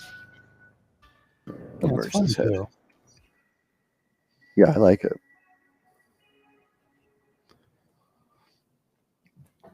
Yeah, I saw Alan Williams posted today some, I don't know if they were ZBrush or whatever, but some 3D renders that were pretty cool that he's using as reference for his paintings. Cool. Because he made a comment of like, it's hard to get a live model these days because of COVID. So he's been like kind of brushing up some 3D skills just to use 3D as reference for his paintings. So I guess he's, downloaded some human scans from 1024 and was just sort of like doing composition lighting studies with them in 3D. That's cool. Yeah. I've seen a lot of illustrators turn to 3D for the model aspect of it. Mm-hmm.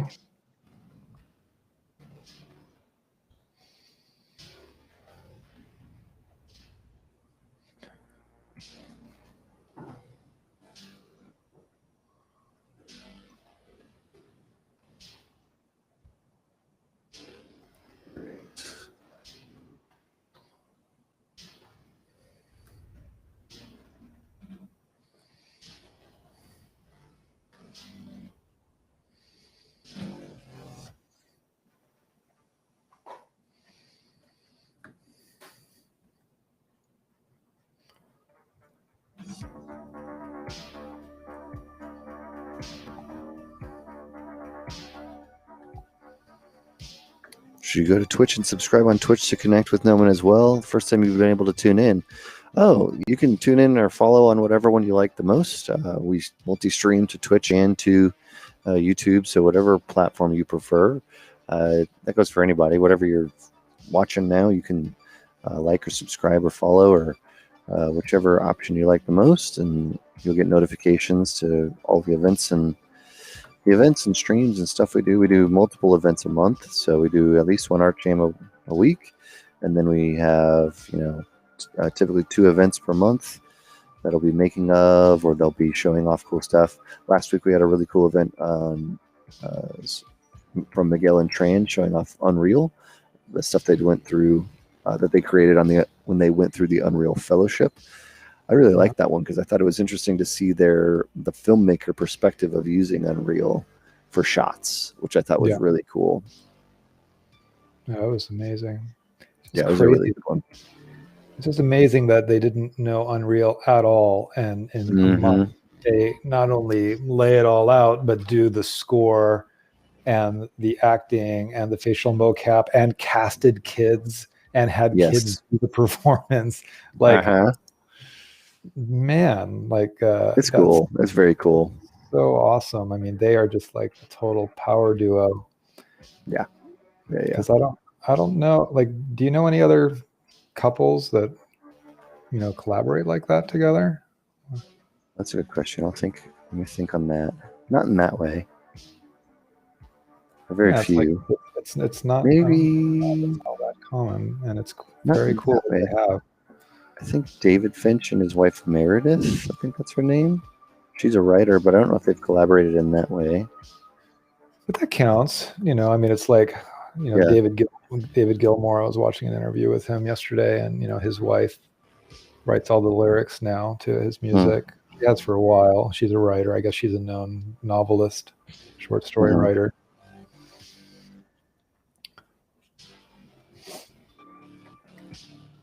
But yeah, when it comes to filmmaking, I don't know. Yeah, I don't know in that way.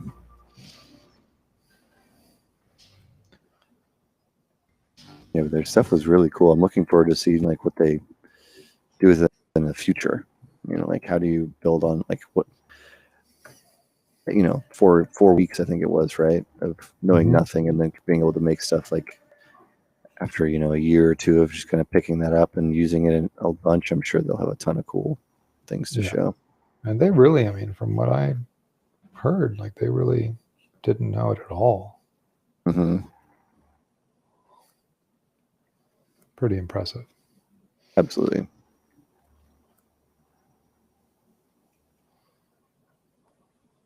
And somebody was posting, I think the thing that I see more is probably sibling duos.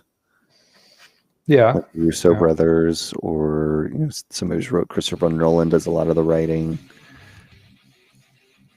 His brother does a lot of the writing. Like that stuff I can see. Yeah, but this is not necessarily synthwave either. I'm gonna skip that one. Let's see what we got. I'm gonna turn down my air conditioning. I'm freezing. I'll be right back. Get a little cold.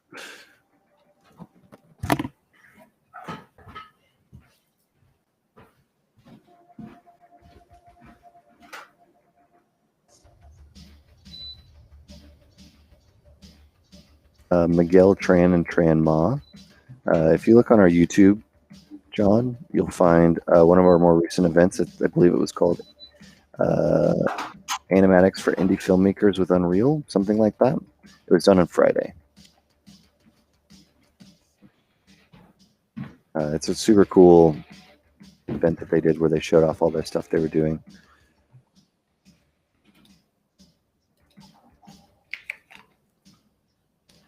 This is definitely turning away from the synthwave playlist.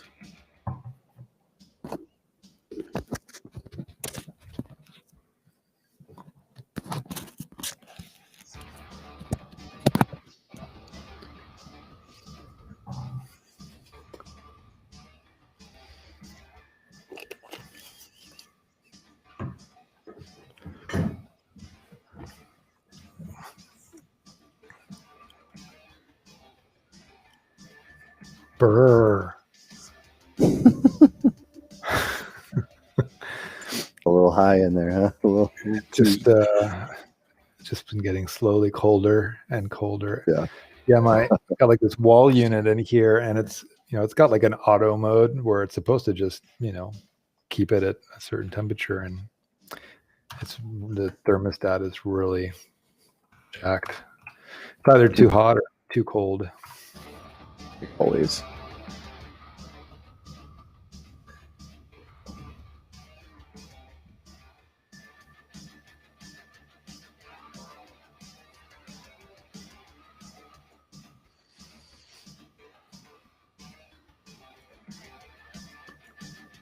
It looks like we just posted it in the chat for you, John. The recent event. Also, anybody else who wants to check it out? It was a good one. I really enjoyed watching that. Just kind of seeing the different perspective of filmmaking in VR, not in VR, in Unreal, in real time.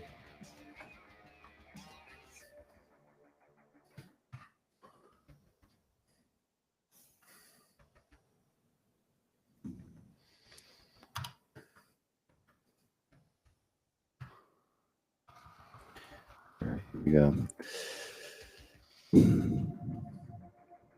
Gotta get to a new mesh.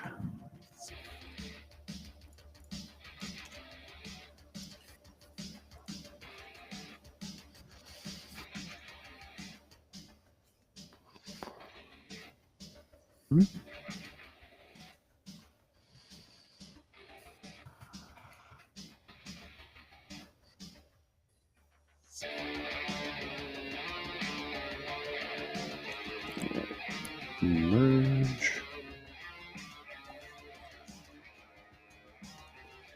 Let's dynamesh this thing. Let's duplicate it first. Okay.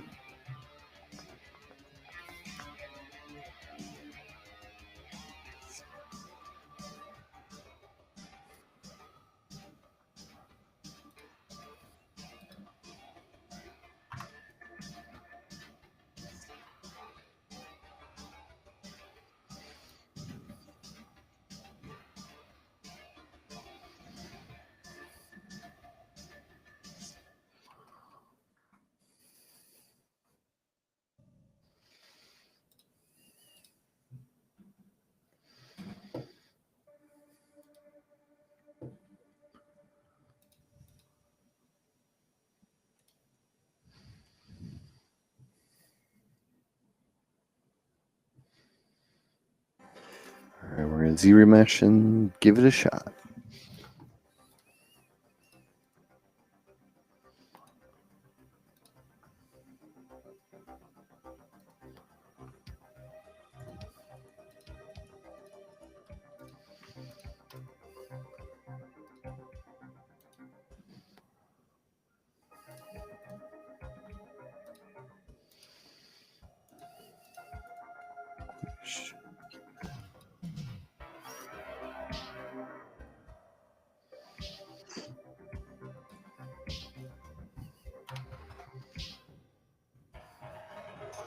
Edge up.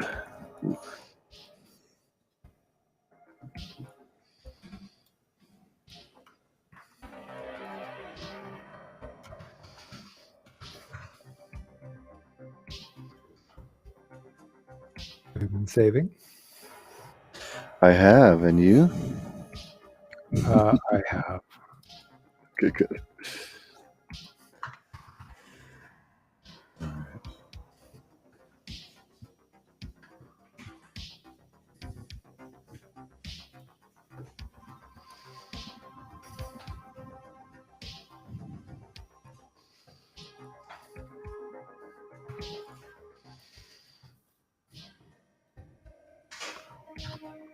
I think I'm starting to thaw slowly.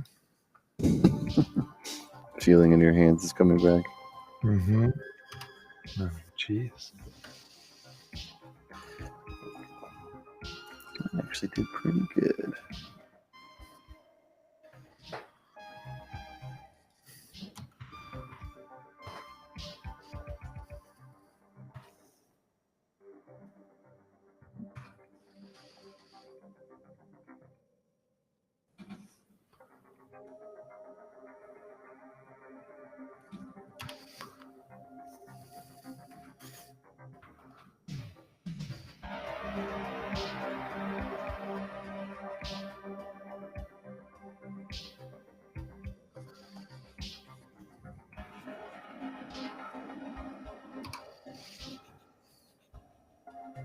There we go. Delete.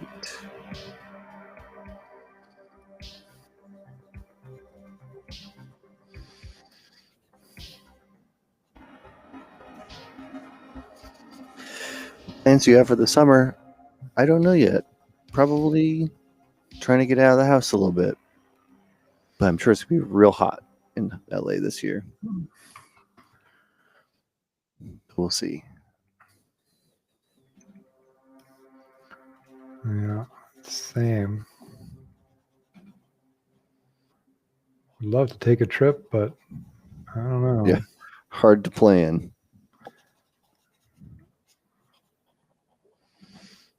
You know, it's like I know some people who have.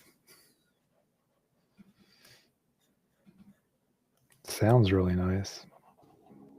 It's just to book something and then, you don't know if there's going to be, I don't know, Yeah. something bad. Yep. Definitely. Road trips seem the safest. Like, Yeah. it's not that big a deal if you have to cancel like a campsite registration. Mm-hmm.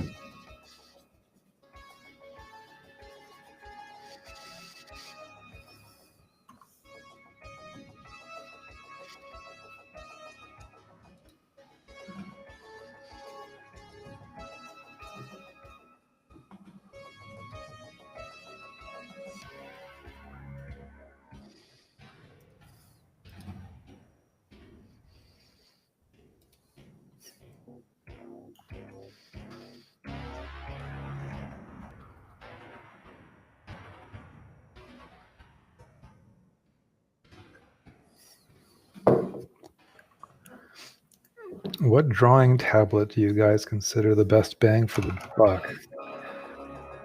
I have only used Wacom. Same. How do you pronounce it? Wacom. Yeah, me too. I don't think it's right, but I don't care. I don't think it is either. But it's what I say, I guess.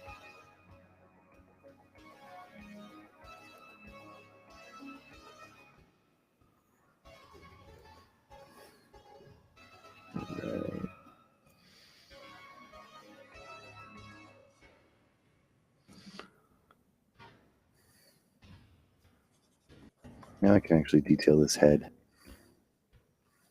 So make it so the mouth closes too.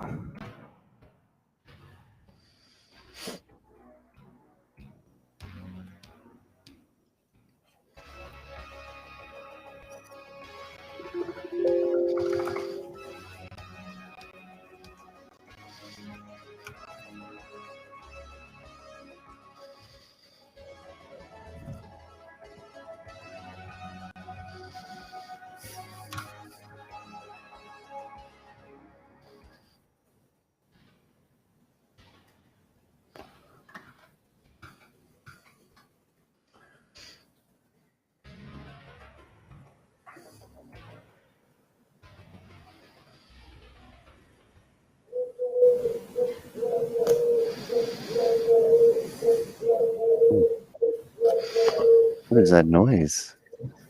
I hear like a train. That's one of those doves. Is that a dove? Yeah, there's that nest that's right outside my room. Oh, is that what it is? It's like that all of a sudden came out of nowhere. Woo-hoo. Oh, I should have made that a morph target.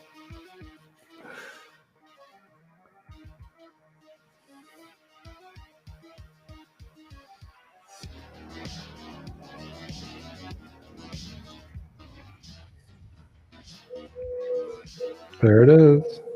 Yeah, yes, it is for sure. I know. It's like I've wanted to like relocate its nest. There's no way I know to do that, but it's just right outside the door. Yeah. And I don't really mind it that much. Sometimes they start up in the morning though, like really early at sunrise, and that can be annoying. Oh, really? You're like, Yeah. not now, please. Thank you.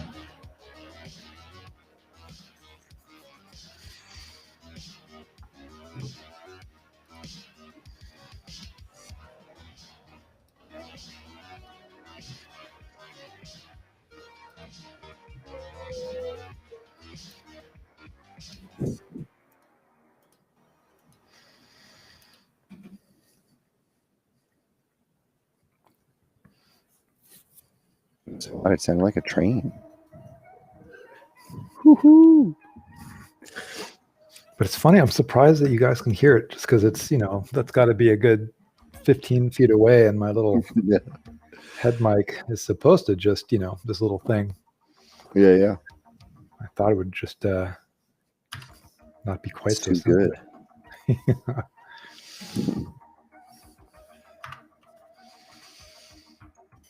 Yeah, it was loud.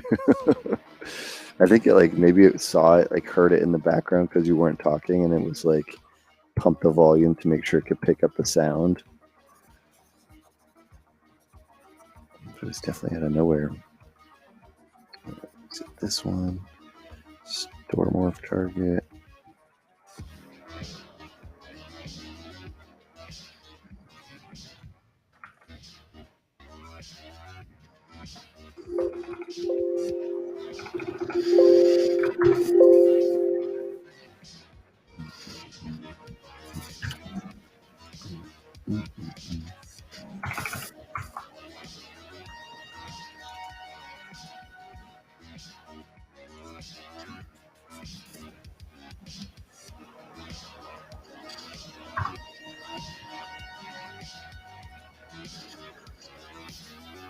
All right. Let's head now. Maybe I'll put here. No.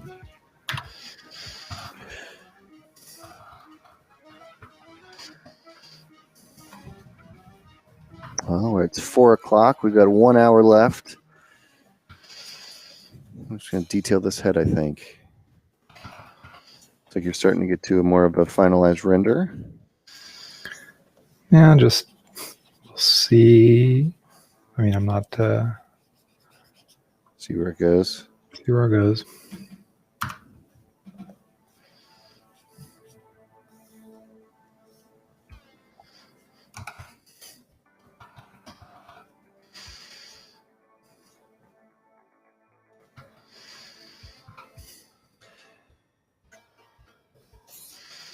Do you have time for physical training and exercise? Is a question from chat. Yeah, I was pretty bad about it at the beginning of the whole COVID thing, but all the gyms shut down, and obviously having to wear a mask to go. I usually go to this place called the Silver Lake Reservoir, which is a reservoir near where I live, and but I wasn't really a fan of jogging with a mask. Mm-hmm. So I got myself a treadmill, and been pretty good about that. So I just try to do projects around the house. Like try to build stuff, I guess, is what I've done, but I haven't very much exercise. I'm pretty bad with it. I have stuff to do it. It's been hard to get on that routine for me. I know I should though. Just got to watch shows. I mean, it's like I watched all of Lovecraft Country on the treadmill. Yeah. Over the last couple of weeks, and then I got Liz to watch it a couple days ago. Yeah, you were saying that show is so cool. It's like, and I'm actually liking it just as much, if not more, on the second viewing, just because that's great. There's all this stuff that's like in the early episodes that you don't catch that relates to stuff that happens later, which is so on the second viewing, it's like, oh, there's so much foreshadowing that I didn't realize. And then I started watching The Boys. Miguel recommended it. I think, did you mention it also? I'm sure. Yeah, I love The Boys. Man, a lot of gross superheroes in that show. Dude. Yeah. The Boys is a good one. What if superheroes were all assholes? It's like, yep. Okay. Here you go.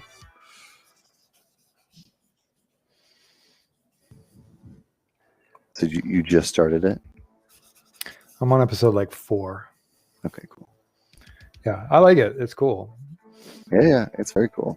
Yeah. There's some gross. Same with Lovecraft Country. It's funny to see these shows that, are so graphically gross. Mm-hmm. Just some of the gore in Lovecraft Country and The Boys. Just like, damn. Yeah. Game of Thrones is kind of the same in some ways too.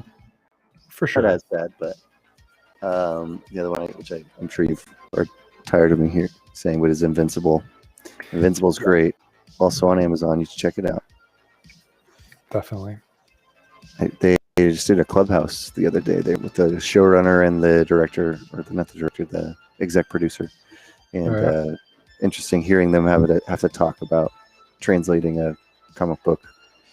And it seems like Amazon is kind of getting into that more like adult. I mean, HBO has always been there, but that sort of like adult-like gore, adult material, subject matters. Netflix has been there, but not quite in that level of stuff. I don't know if they feel like as comfortable doing that. Like, I wouldn't expect Disney to do that. Right. But it feels like HBO and Amazon are like kind of cornering those niches. Mm-hmm. Oh, yeah. Speaking of Amazon, did you see Elon Musk's tweet towards Blue Origin today? No.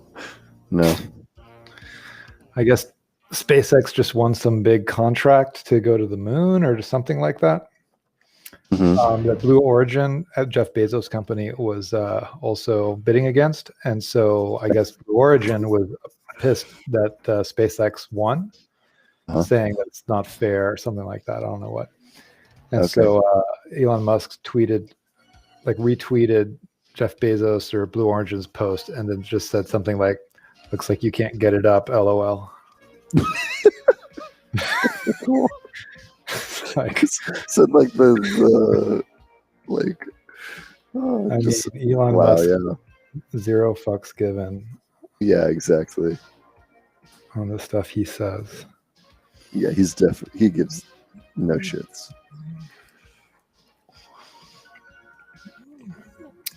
Pac-Man, yeah, Westworld. I thought that was super cool. Yeah, Westworld was great. I like season 1. I couldn't really get into season 2.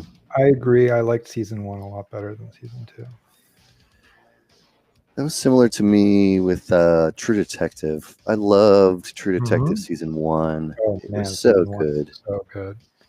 But I couldn't get into 2, and I couldn't get into 3 either. I've heard 3's better than 2, but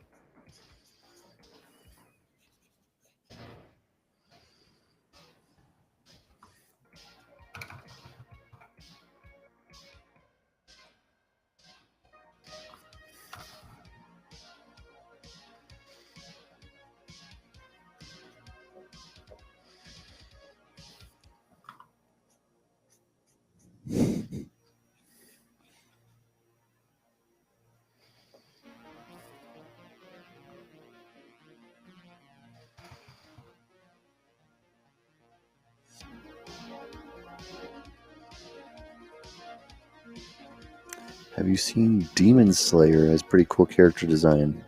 I don't remember. I don't think so. Well, not that I can think of.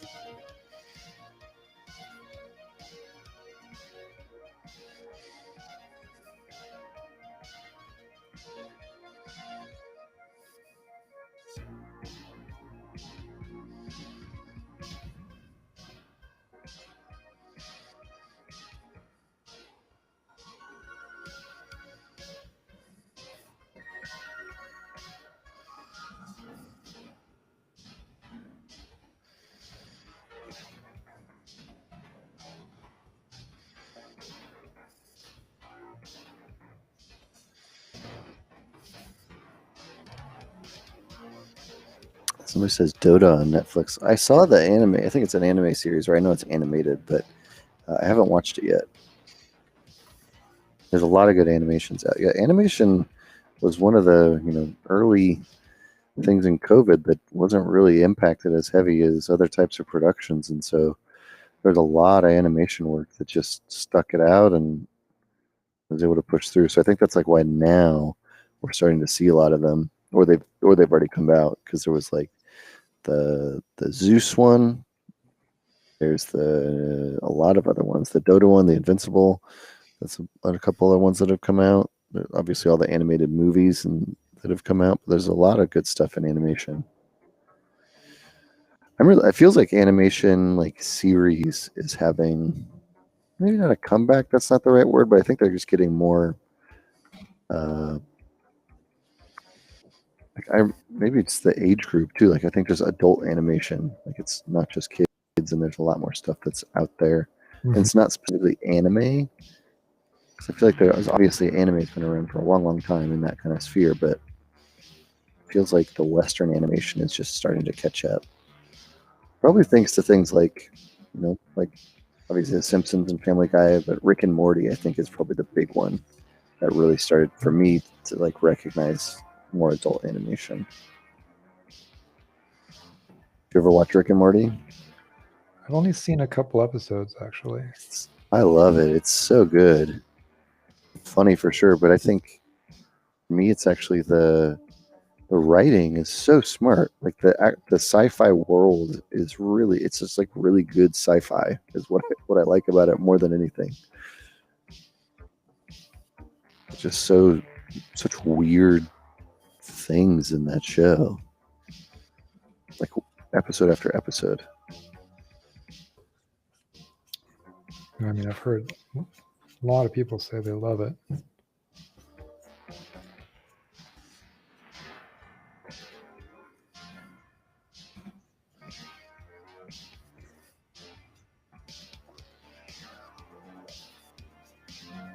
The voice actor actually gets drunk to play Rick. Is that true? There's a behind the scenes video on YouTube. All right. Every time? That's a lot. That's funny.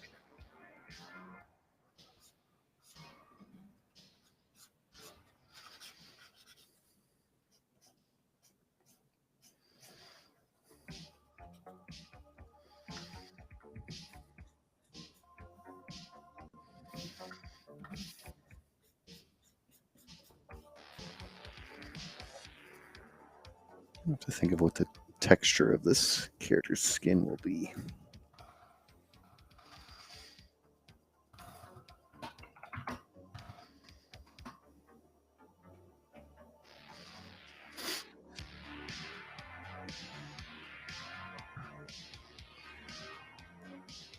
Oh, only for the certain bits where he has to go extra into character. Oh, okay, I see. Yeah, that makes sense. It's like, that's a full-time. That's a big commitment. That sounds like it would be really hard for the directors to like. I think you're going a little far.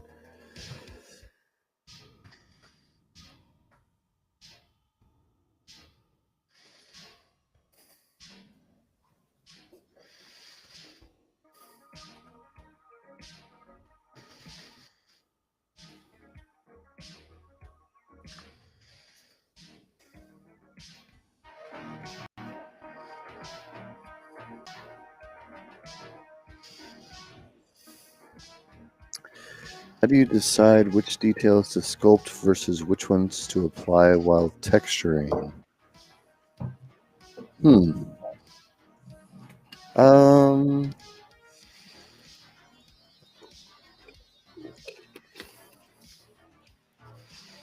That's a really good question. In front of production, you might have like a workflow or a specific reasons for certain ones. It's a little hard to say. But for stuff like this, I think I would sculpt all the primary forms. I would sculpt all the secondary forms. I would sculpt most of the tertiary forms. Some of that you can get done. You know, even poor level details you can do in texturing. But I would still try to sculpt the majority of those, if possible, or use a texture to drive them, to drive the details, like a texture XYZ style workflow or something like that. Which I haven't actually really used, but I've seen a lot of people use it, and it seemed amazing.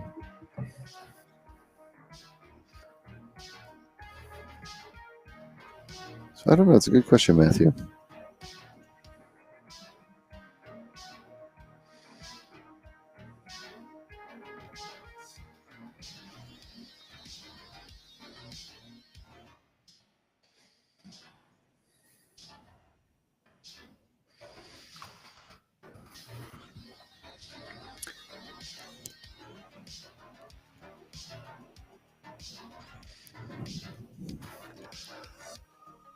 Oh, doom, doom, doom. I like this music. Not too bad for royalty free.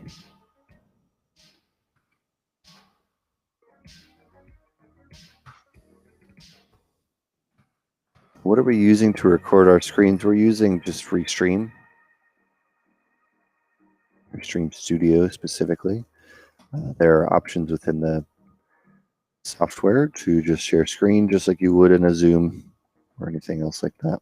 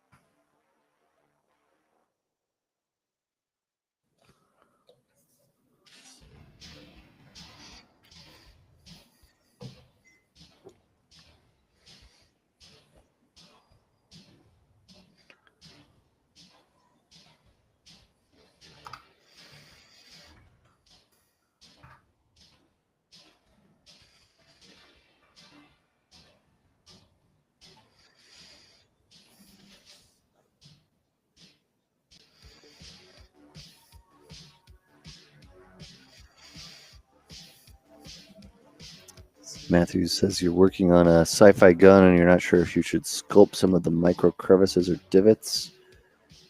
Not super proficient with ZBrush hard surface tools.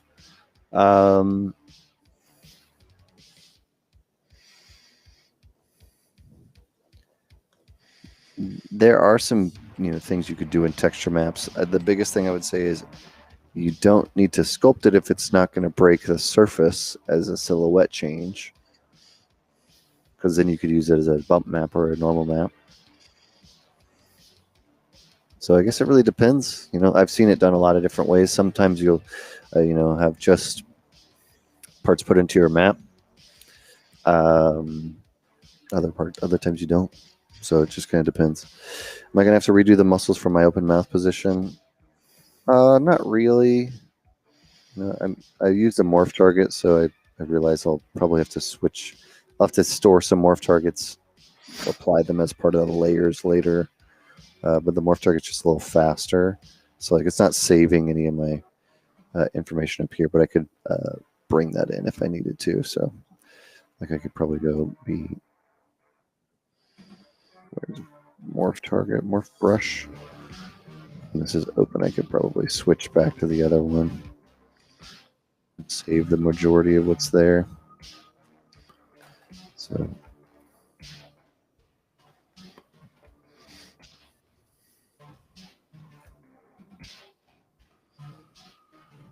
that way, the details are still here on the open mouth, whatever I've been sculpting. But then when I go back down, they're there as well.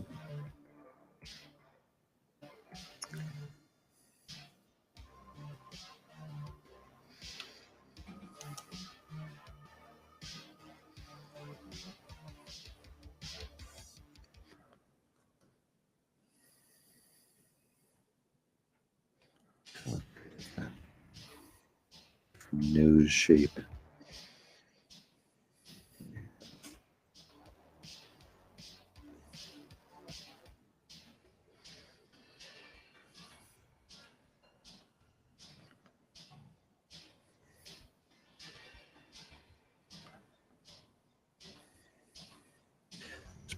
Your backgrounds, including musical instruments.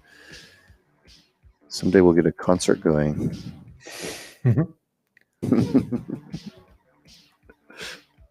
Need to follow the Rick and Morty actor. Yeah.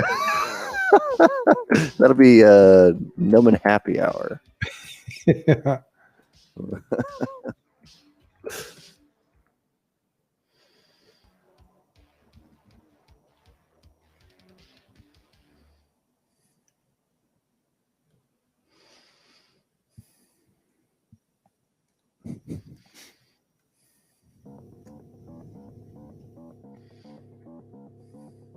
All right.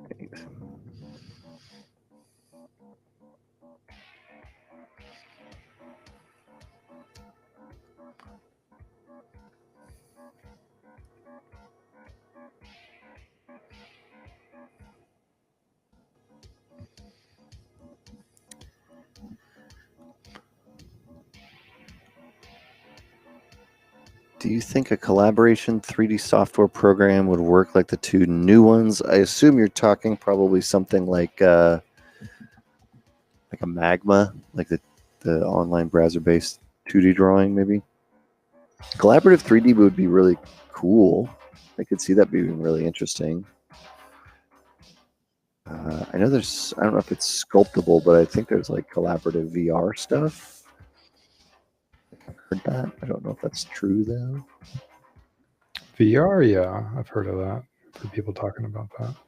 Yeah. Never used one. Me neither. I mean, I've sculpted or worked on modeled characters and stuff where you're, people are working on different parts of the body, right? So one person would do the legs, one person would do the arms, one person would do the head or whatever. So I could see it still being a cool, like a good effective way to do that. Absolutely. At least for certain types of work.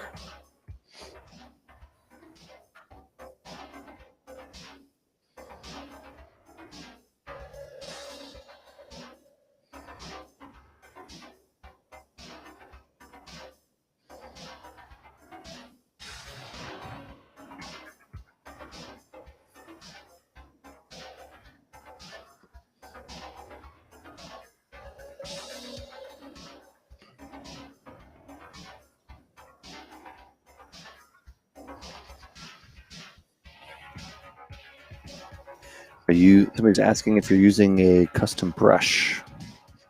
No, just regular. Hard round? Regular round. Yep, soft round.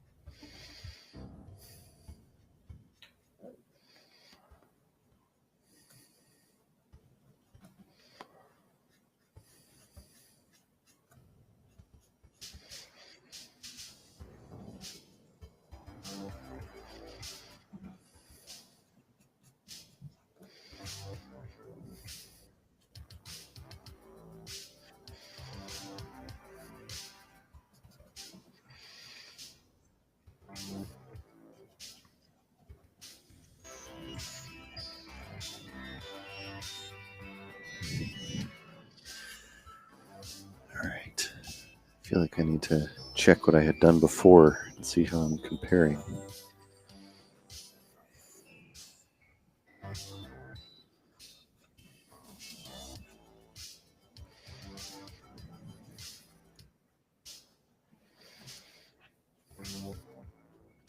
How long does it usually take to finish a model like that? Question for me. Depends on what the level of resolution is. If this is going to be for a movie, it's going to take a month at least, a month or more of 40-hour full-time work weeks. If it's for a quick sketch to get to an initial block out to show an art director, to show somebody for approvals, to do a design, a day, 2 days, 3 days, to get to a point where you could show it to somebody to see what they think. So I think there's that gap between showable, something that's showable to somebody to get the idea across, to final finished quality production asset is really long, because there's a lot of work you have to do in between, whether it's topology work, texture work, UV work, just general polishing work, getting notes. There's a lot of stuff that kind of goes into that. So time questions are always a little difficult.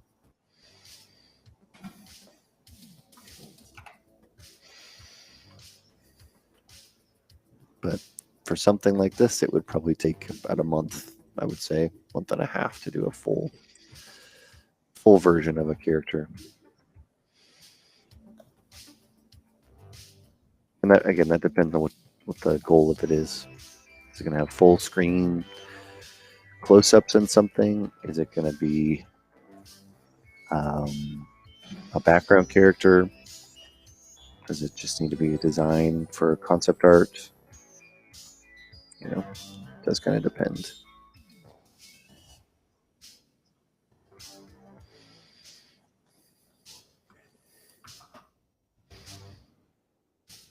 I was going to check.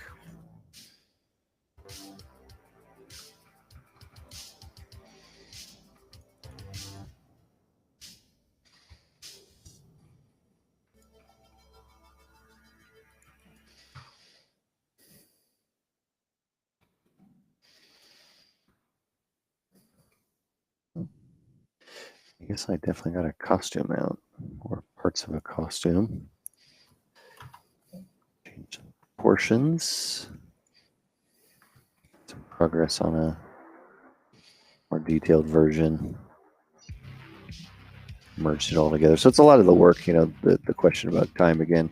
Like going for something that looks like this, something that looks like this doesn't appear to be all that much work and time, but it's, you know, I re-topologized the mesh, I merged things together, I adjusted some proportions. These were sketched eyes. I created another individual eyeball. I made it so that the you know, the mouth can open. There's a lot of things in here that appear, even though the model itself appears relatively the same. It's not at all the same. So it's a hard question.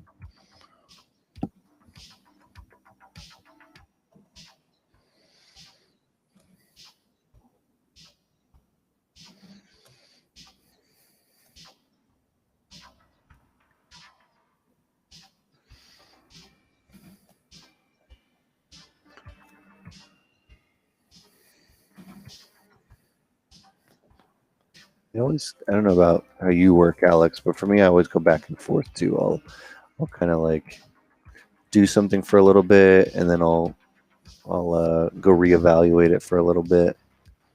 Mm-hmm. Go back and forth over and over and over till it's done, or till I run out of time.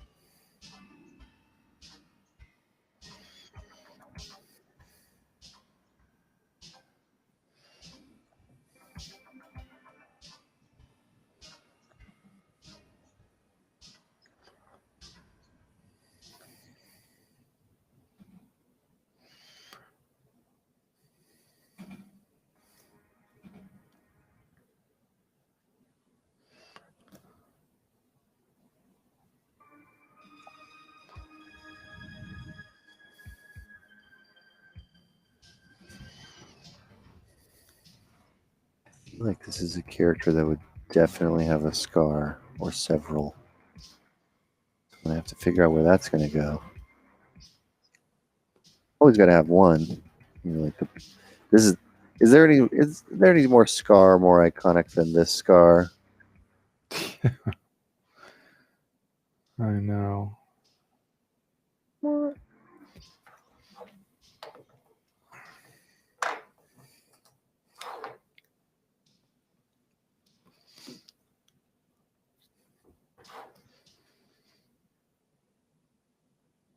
What's the character with the most memorable scar you remember from any game or movie?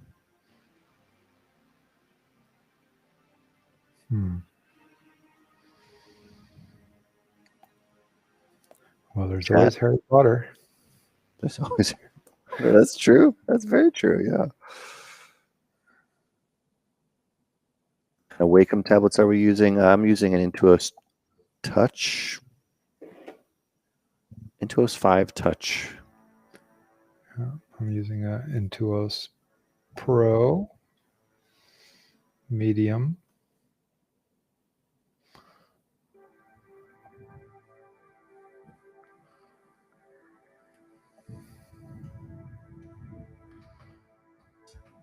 Okay, I guess I'm using a large. He has an X on their cheek. Yeah.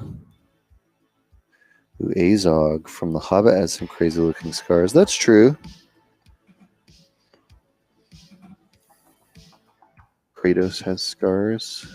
Mm-hmm.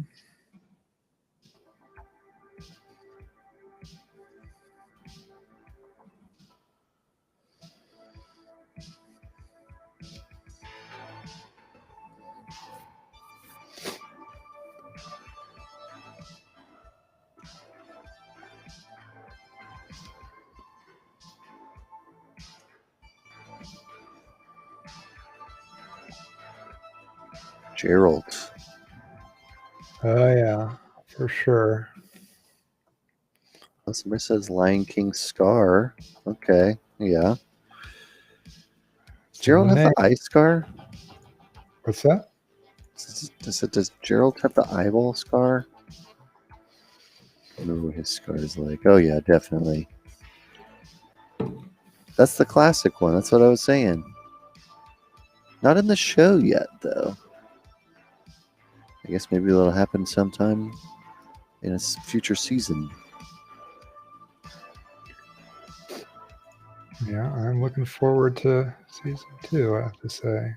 That's supposed to come out later this year, right? I think so. He had some I heard like accident. November. Um, He got injured doing stunts or something. yeah. A vamp from Metal Gear. Dennis Hopper from Westworld. What else? So many.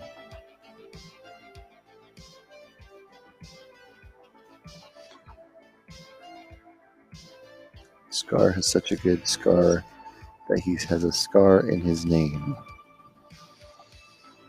Yeah. Yes. Yeah, I figure that scar has to happen when you're pretty young for it to become your name. Yeah. Just need to have Jeremy Irons as a voice, that's all. Such a good voice. Such a good actor. I love his voice. Yeah. I was talking to somebody about like favorite iconic voices. Jeremy Irons is up there for me. Yeah, me too. He's got a great voice. And Kiefer Sutherland. What? Great. Totally. What? Yeah, 100%. He has a great I was voice. not expecting. You didn't like that one? Kiefer Came out of Sutherland. nowhere. Yeah. Why? He's got a very iconic voice. I don't know. Like, how has it been used in an iconic way? Like, what project? I don't know. I think he has an iconic voice. I threw you for that one. You had no. You didn't see Kiefer coming. You sure you're not talking about Donald? No. Kiefer Sutherland. Did you watch 24? Oh yeah, for sure. Yeah, me too. Season 1. I liked it. It's cool. But I think they Lost made Boys.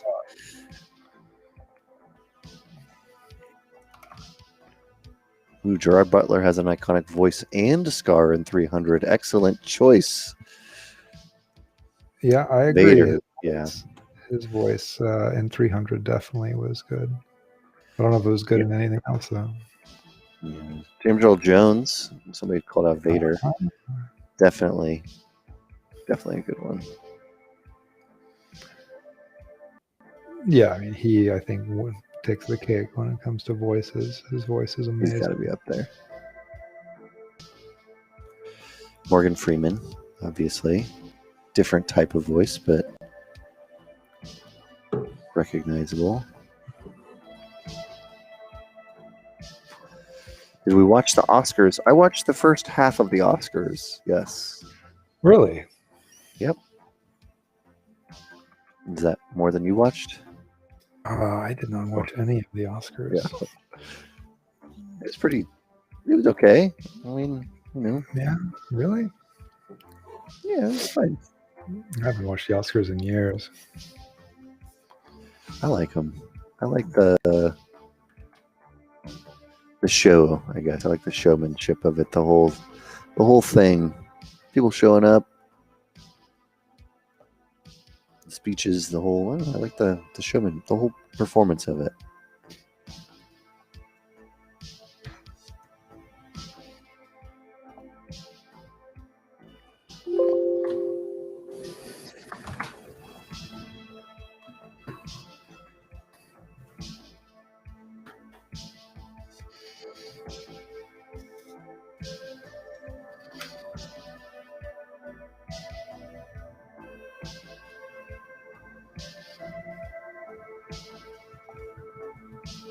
Here's an iconic voice that you probably didn't expect, but you can, as soon as I say the name, you'll definitely be able to picture the voice. Christian Slater. Yeah. That dude has an iconic voice. You can pick him out of a voice lineup easily. For sure. No, I agree with that. True Romance. That's a great movie. Mm-hmm. Written by Quentin Tarantino, but not directed by Quentin Tarantino. Mm-hmm.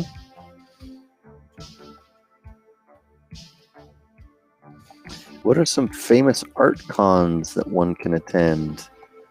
Famous art cons. Well, I guess it used to be an art con. There's still Artist Alley, but there's Comic-Con, obviously being one of the biggest. But it's not specific to art anymore. CTN, Lightbox. What else is there? Monsterpalooza. THU, somebody called out. Mm-hmm.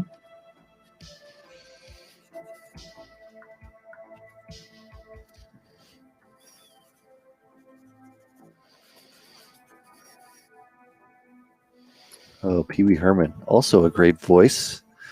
More of a caricature.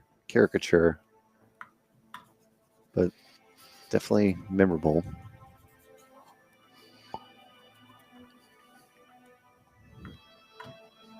Oh, with the crying face. Yes, Christopher Lee.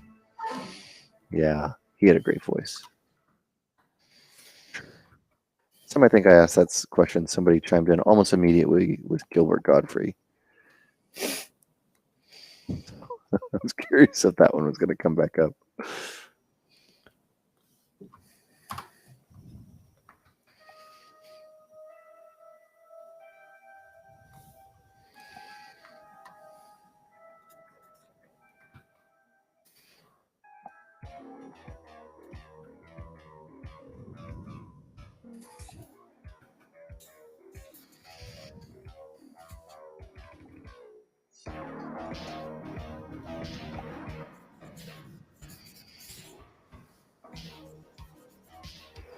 Somebody wrote Sagat, and I realized they were probably talking about the scar. Sagat does have a great scar. Yeah.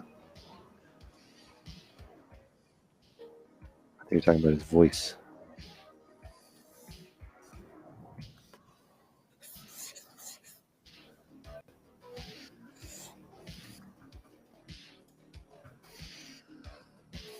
Are you exploiting color right now, or are you just kind of blocking out values? Me? Yeah.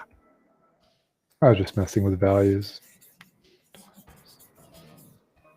Last time you did it all, not the last one, but the one before that, you did it in black and white and then color graded it.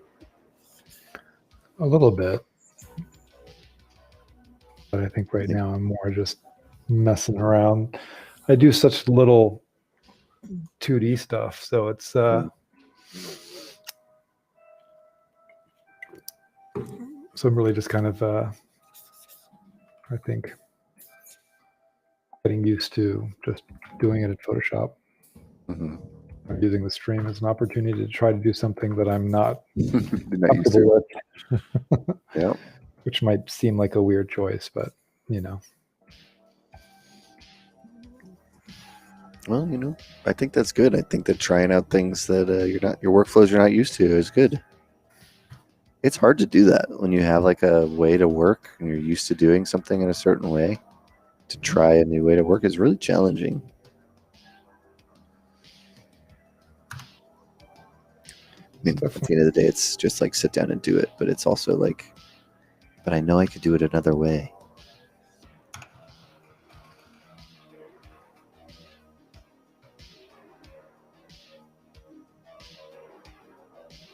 It'd be faster and might look better when I do it this time.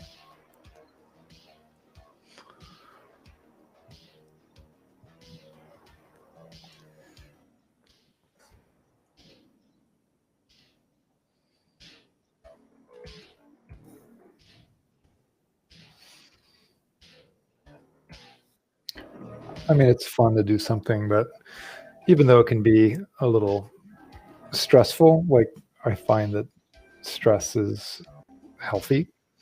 Mm-hmm. So like Inktober was very stressful because I don't, draw every day. And so during it, there's definitely periods where it was a little stressful, but at the same time, when it's over, I'm happy I did it. Mm-hmm. So I kind of feel that way about this, where like it might not look all that great, or I might not be all that happy with it, but at least I'm making myself do something that I wish I did more of. Mm-hmm.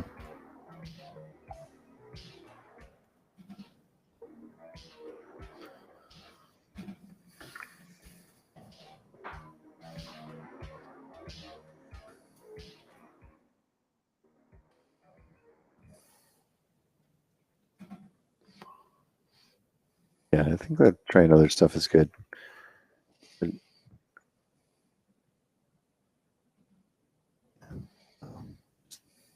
this form, I don't think I want like trying to fix something, but I can't get the tool to do what I want.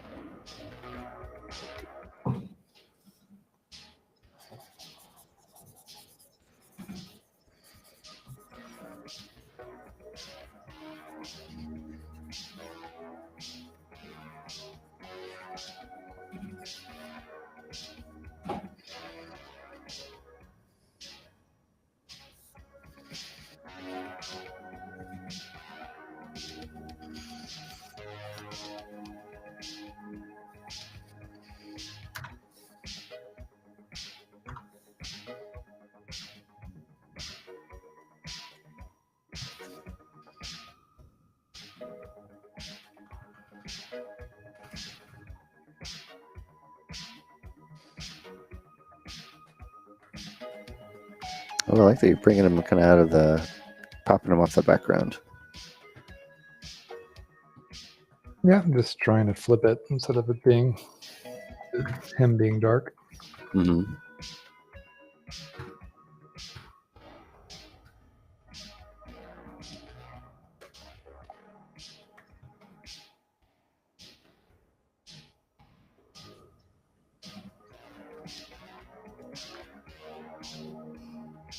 Oh, all right, we have about 15 minutes left. I think I'm enjoying where this is going. I'm just going to have to figure out what I'm going to do with it later. Kind of hit a block on the costume because it just turned very He-Man. Mm.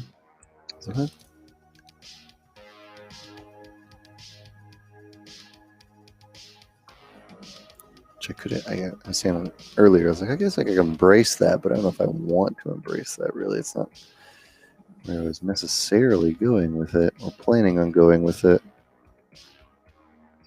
So I think I'm going to have to come back with some reference for next stream.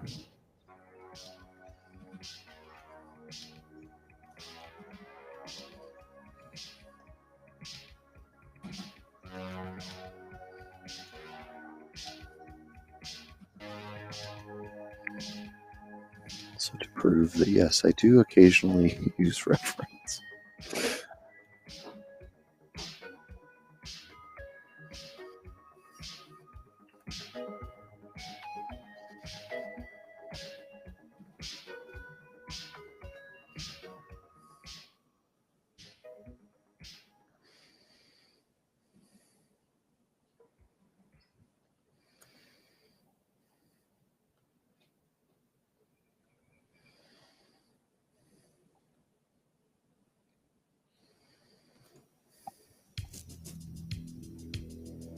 I think the synthwave playlist turned out pretty good. Yeah, I think it worked out pretty well. It's definitely good having music. Yeah, for sure. I think I was on this. I'll add that to my list. Put it in my royalty-free section. There's so many too.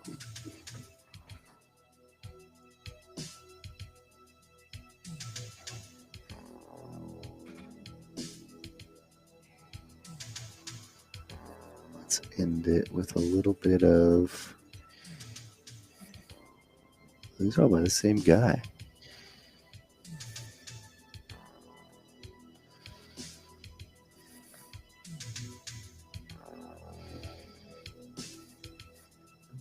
The Creatures of Moonlight. Here we go.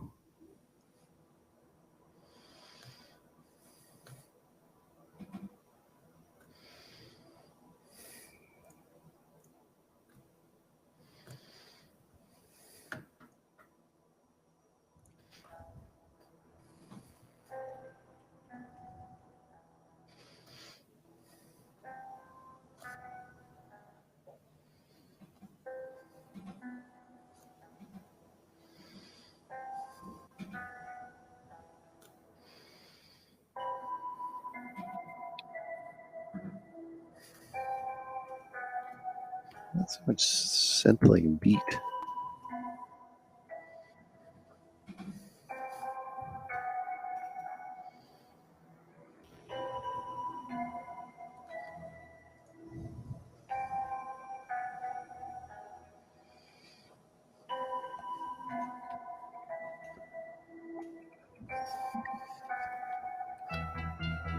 Oh, there it is. Nice.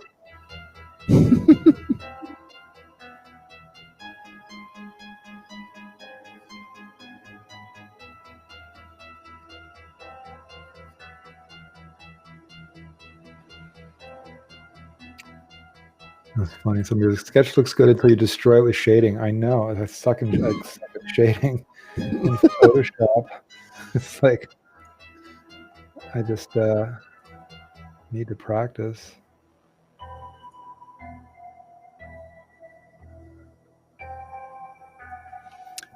Somebody else says, just want to say thanks for the last few minutes. Found the stream by random, and this little time helped me to pass my art block for the week. That's great. That's kind of what the point is. That's why we're here. Getting class, whether it's our art block or just kind of that making sure you're making stuff. You just gotta make stuff. You're always gonna, feel a little stuck, so you just make something. And hopefully, if you just keep going, at the end you'll have something. And if you don't like it, like long ago, Fang, when he was teaching at Gnomon, said, every bad drawing you do is one less bad drawing you'll do. It's still progress. It's still progress, even if you don't think you're happy with it. Yeah. So the main thing is that it's supposed to be fun just to do it, regardless of quality. You don't think about whether something's good or bad when you're 5 years old and you're drawing. You're just drawing for fun. Right. So if you kind of get back to that mindset, it's hard to do as an adult, though, because we compare ourselves incessantly to other people, especially when students are kind of wanting to get a job and looking at ArtStation and all that stuff. And you start to forget that this is supposed to be fun. Mm-hmm. But rekindling that is important, because eventually that comes back and then you're having fun again. For sure. Yeah.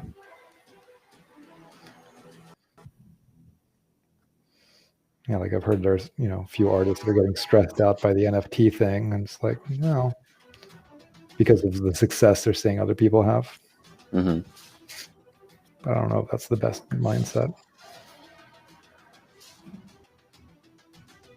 Yeah, I mean, just trying to stay in a positive mindset is good. Yeah, I'm just happy for everybody who's doing well. I'm happy to see artists making money. Mm-hmm. It has nothing to do with whether I am or not. Right.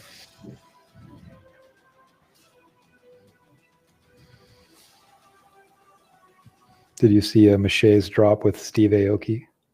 I did. Yeah, I didn't realize it was like or from what I understand, it's like a percentage thing. Like you get, I feel like I saw a percentage of some kind. Like not like if you get one, do you get like a random one, or do you have to get that one? I think there's an open edition where like there's 50 that are relatively affordable, and then there's the one of ones which are, you know, going to be more expensive because people are bidding on them. Right. But I think they did some open editions just to keep it affordable, where they priced those low.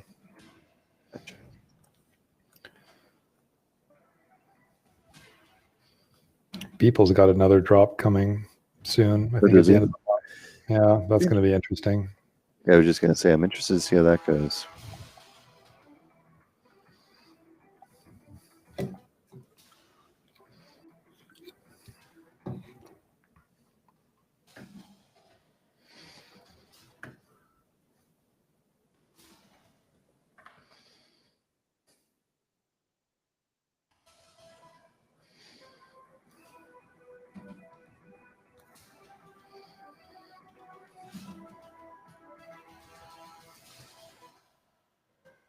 Weird how DJs are like a big thing in that NFT world.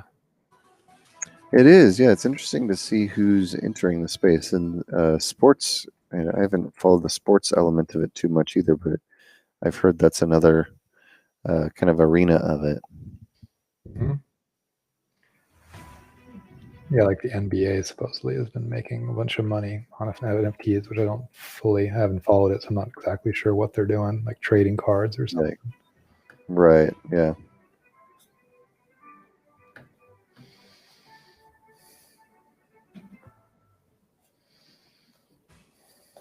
Big old box of trading cards that I was sifting through the other day that my parents shipped to me. Oh, like we don't want these anymore. Yeah. All those.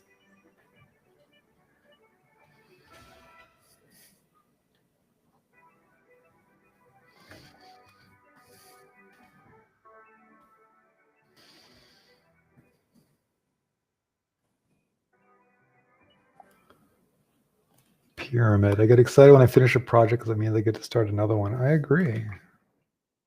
It's always fun to finish something. Hopefully you learn something from the process.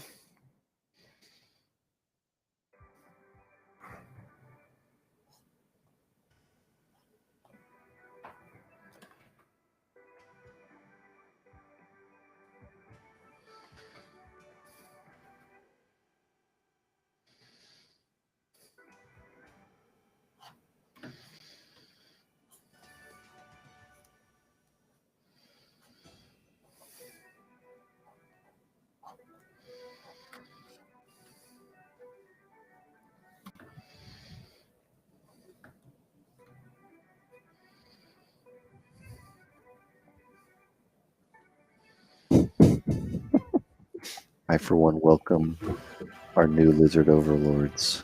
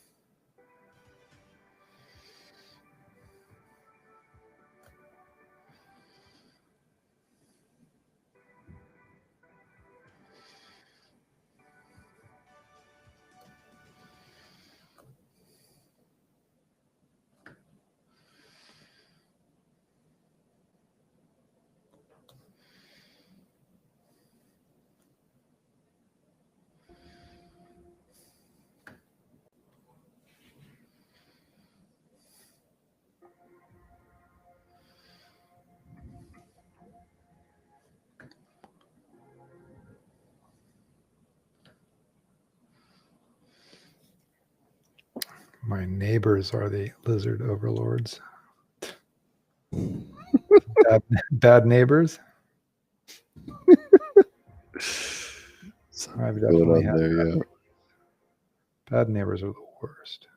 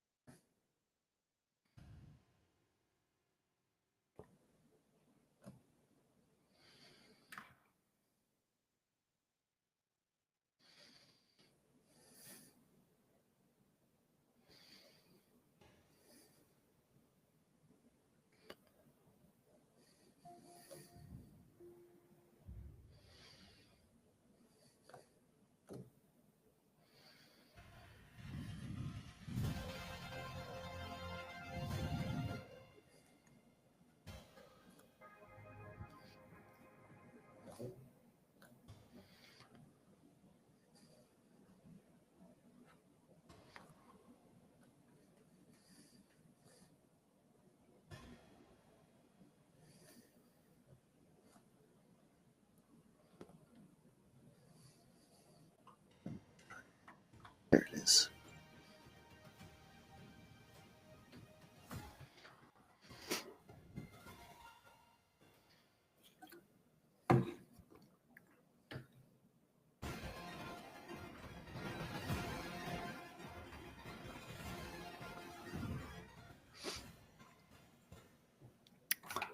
Thanks, John and Hellberg. I definitely thank you. agree with the guy earlier who said I destroyed it with shading. So Going back to some. now I'm just thinking, you know, maybe just like some line art.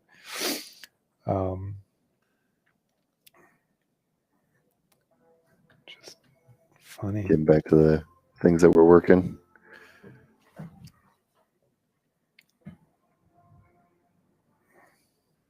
Yeah, I don't know why it is. The drawing with the tablet feels so weird. Like the Cintiq feels so normal just because, you know, you can rotate it and move your body around it. And I don't know why the tablet never bugged me with ZBrush, but with drawing it does.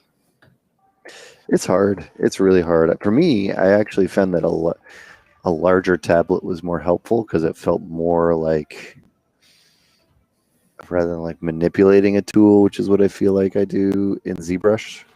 On a drawing, it's like, you know, you're doing such smaller shapes to make, at least on screen, very often much bigger shapes. So it's a little different. Alrighty. Well, it is actually 5:01. We're 1 minute over. We didn't even know. Damn, is it really already? It's 5. Save. Save. All right. Well, turn this guy going this way. There we go. All right. I like your thumbs.